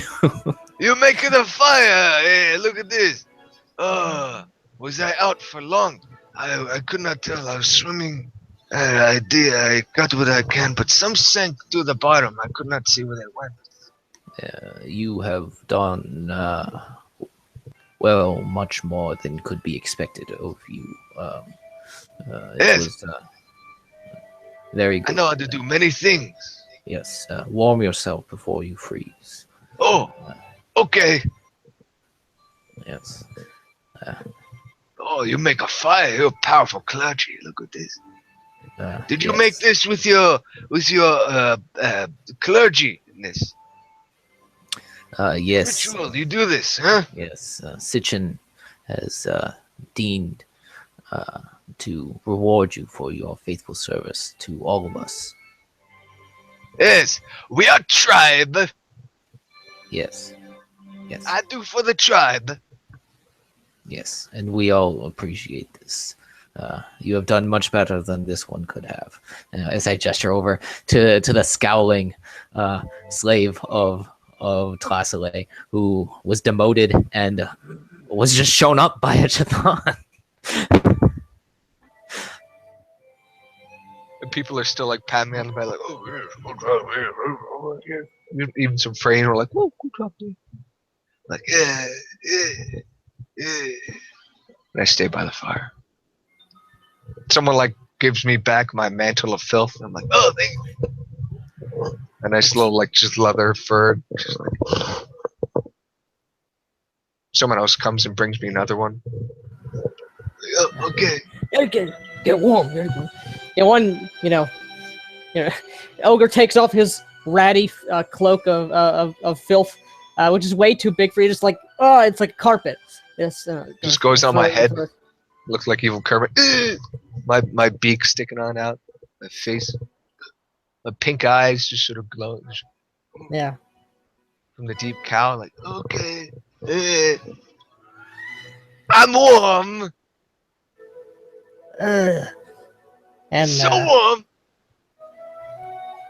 good. It takes, a considerable amount more time. In fact, most of the rest of the daylight hours to get everything across. There's not much daylight left anyway. The other two sleds, heavy sleds, across. Now there's, big portion of the ice that's just been opened up. Exactly. But everyone's able to get it across. The sled that fell in is somewhat damaged. The one of the wooden legs supporting the left blade snapped, and portion of the blade itself is bent a little bit. So unless that can be repaired in some way, it's kind of a loss. So, well, I mean, since we got this free time, while we're waiting for the other two to come across, like, I'm thinking really hard about whether or not I should ask Gannett to take a look at this, as he was shown to be not very competent at doing carpentry work in the past. However, I overcome my trepidation here. Gannett, please come here. I know that you worship the divinity of working with this wood. Would you be so kind as to examine this while we have the time to make minor repairs, perhaps salvage this thing? Yeah, of course. I could take a look. I got some of my supplies with me. And how bad is it? Is there anything like split up, broken? I mean, we don't have any wood on hand, but I'll just take a look. I just look at you like this is what you're supposed to be doing. Like, I'm just the administrator here. You make me a carpentry roll. Yeah, sure.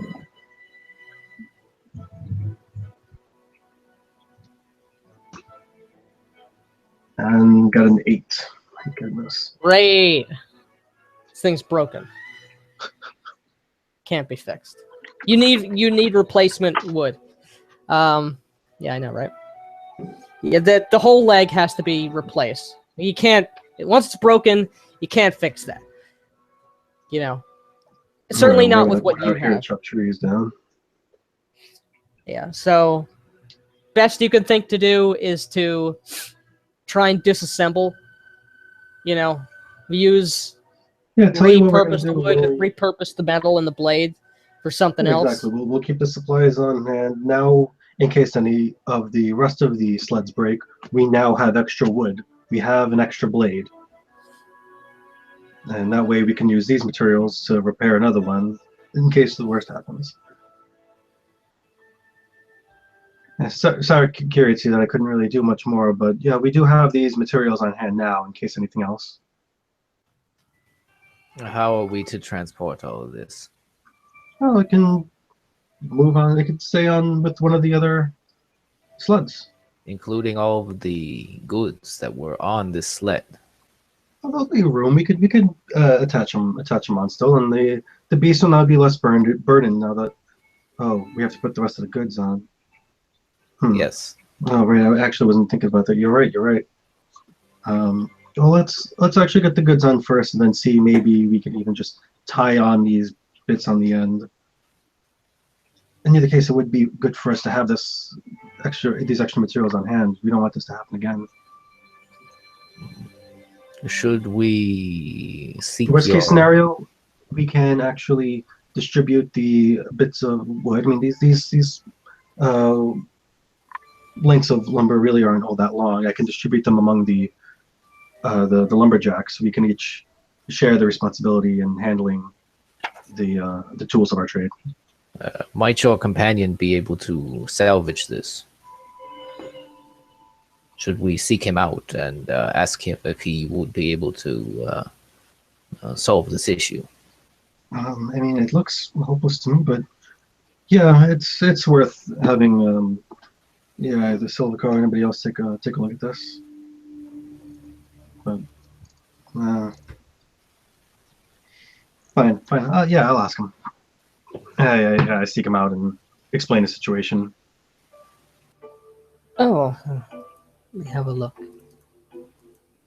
And yeah, look at this right here. I mean, the crack is so clear, and we don't have any extra wood about to be able to. Not as good as I wanted, but still. Kiritsi insisted that I ask for a second opinion.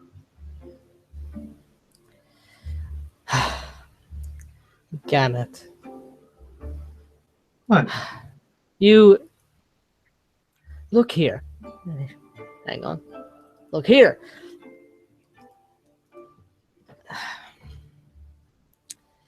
I know it's be a difficult repair job, not as good as with the lodge, but surely you can see. Look, the split has gone with the grain.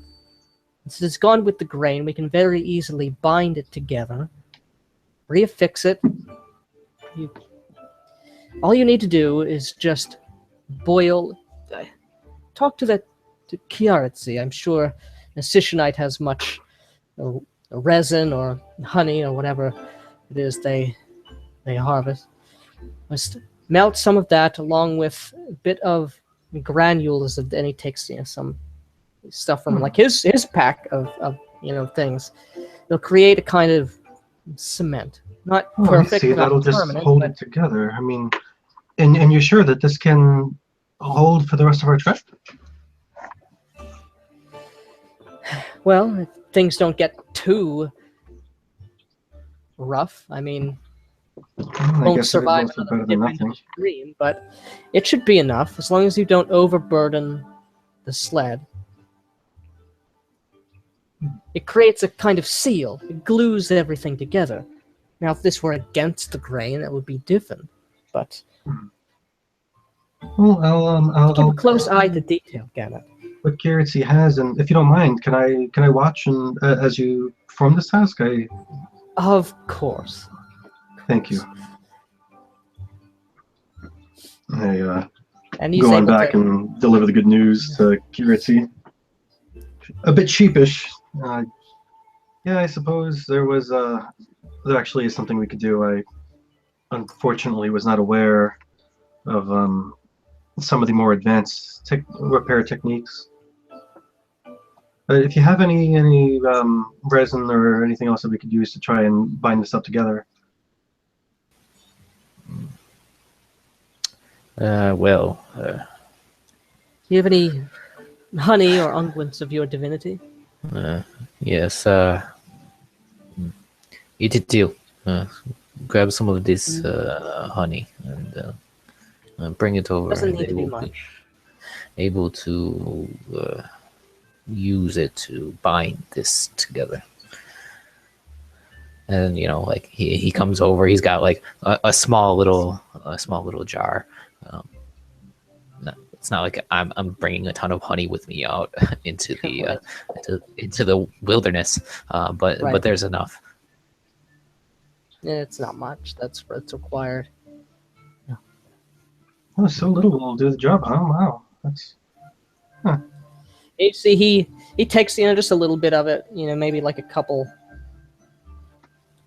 I don't know measurements.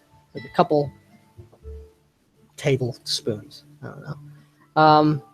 Mixes this kind of black powder, granulated stone or chalk-like material. Some mineral that is thrown out by the geothermal vents in Ormsa. It mixes it and it takes on this kind of pitch-like quality, which kind of spreads and sort of pushes down into the crack and into the crevice, and just seals it all up.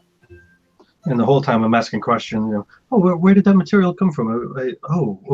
Back in the town by the pools. Oh, that's so interesting. I didn't know that would grow there. And how does that work together? Oh wow, yes.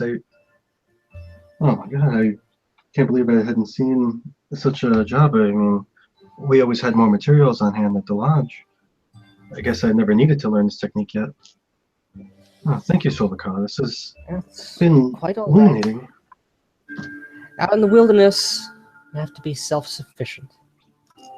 You have to be very clever. And with Soon, that, I will. at this point, the final bits of daylight pass. There's tendrils, those fingers of lavender beginning to reach out and cast their colored shadow upon the mountains, upon the ice, upon the forest off in the distance, which can be seen even now. The the fishers, who still having those the offal attached to their hooks, make use of the opportunity and cast their lines upon the hole in the stream where the sled fell through. As people begin to set up to make camp, as the day is almost over anyway, unless there's objection from Kiartzi. But soon enough, as while the bounty of the supplies and some of the foodstuffs have fallen in, it seems to have attracted much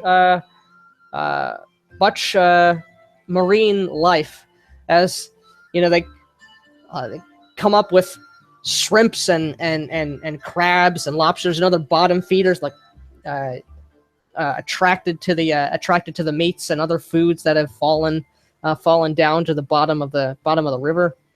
Come up like, oh, this is good, with quite an unexpected catch, unexpectedly bountiful catch this evening. But as dusk passes to night and the twin moons of Ahriman cast their light down, reflecting pale and loathsome upon the ice, upon the snow, giving the flat expanse a strange quality. Well, it's dark. In the night, you cannot see the reflection, so much moonlight reflecting upon the endless snow dunes and the ice plains. It's almost as if you can see a little bit better than you would expect, although as if the color is drained from your vision. Perhaps as if you're seeing things as one who follows the Shadow King might see the world, as a drab and imperfect place. But as we switch, as we move across a montage, as people begin to finish food and getting ready for making preparations to sleep, watches being set up and all that. A sound is heard amidst the gurgling flow of the river. Makes all of you stand up or take note in horror as you hear first a single howl of a wolf, and then that call is taken up by another and another and another. And with that, we will go to soliloquies. I'm sorry I still do not have your theme song, so my apologies unto you. I'll start my soliloquy. The Fuimo soliloquy. So there, as I throw myself out of the river and onto the frozen land of ice and snow. Ugh! Ugh! That was not what I expected. Ugh. Ugh. It is very cold. I did not know water got so cold like this. Cousin was right. But seeing the faces of the tribe here, it gives me warmth inside. It is good. They know and they see that Ethan can do many things, can save the tribe here, all of Onsta, and these people here. as only Chthon here, I need to show these people that even one Chthon make a difference. And I think I did it just now. This is good. This is good. I don't know what these Mon peas are. Is a wolf? I don't know what this is either. I think it's an animal. I think people hunt it and eat it. Why are they afraid of this? I've never been to a place like this before. Oh, is this what a tree is? I think I like. It's nice. It's nice. We go so slow here in the wood. Not a lot of ground. Even I can see. The people here, the tribe, they are worried for the Mon peas. They should know that we are many. There is a good amount of us. We should not be afraid of a Mon pea. It is animal. One animal is fine. I was amazed even the ogre give me did not hurt me. It is strange. I think I see, Great Elder, why you is what you do. I think I know the feeling you have when we cheer for you in your great deals, your great corpulence, and wisdom. I hope one day I can be as wise and fat as you, so that I may show the tribe all, not Chthon, Chazari, Freyeen, Ogre, even Cheyenne. Oh, that would be something to see. I would show them the worth of the Chthon. I will lead them and help them, and I will always be warm. Yes, I think I like this feeling.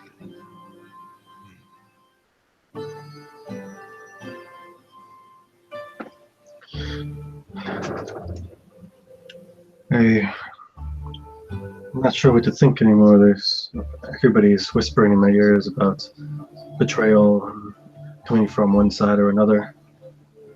Still refuse to believe that my newfound friend would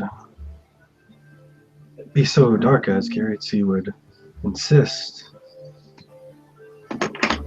And after all, everybody still have a right to their own little personal facts, their own secrets, as long as they're not malicious.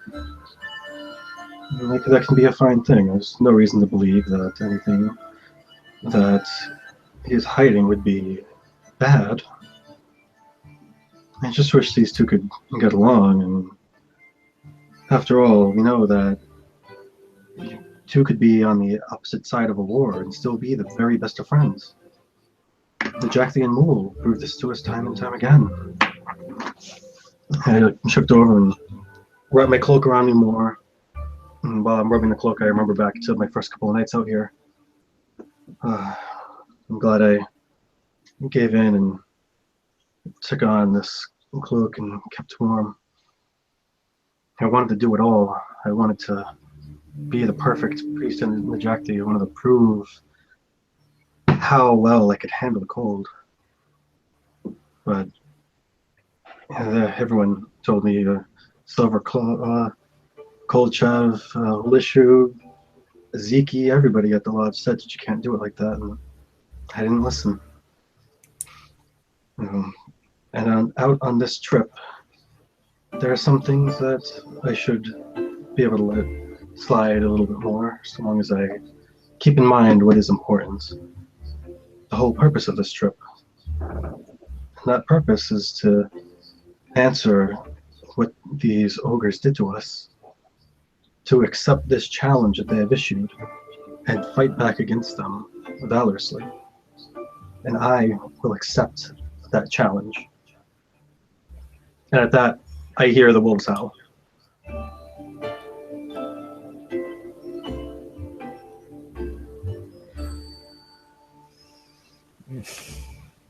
Lazule, you simpleton. Your slave was outwitted, was outperformed by a Chathan. All have seen this.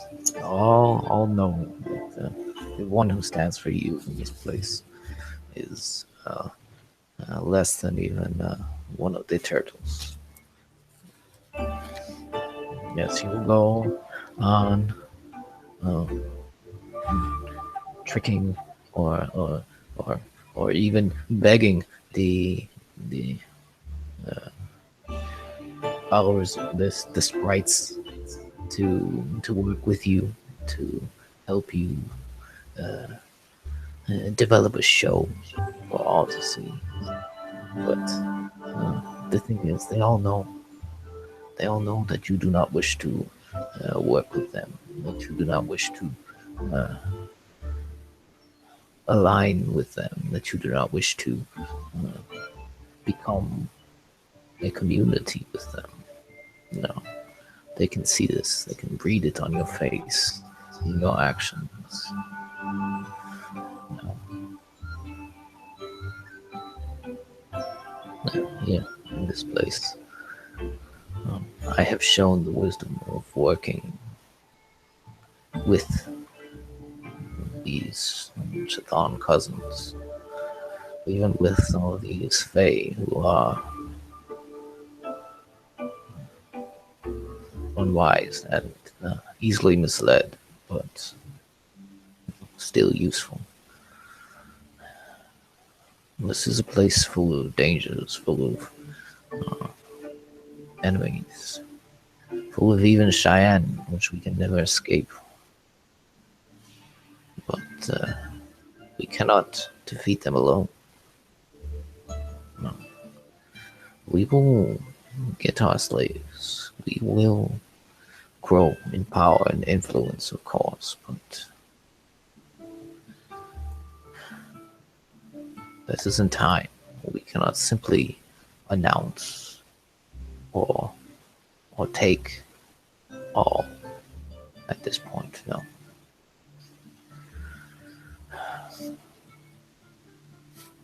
Tetaquez may have given us life, but he does not give me warmth. Yeah, out in the frozen wastes, no. The sweet winds of Sitchin and her community do this, even in the most harsh and unforgiving landscape.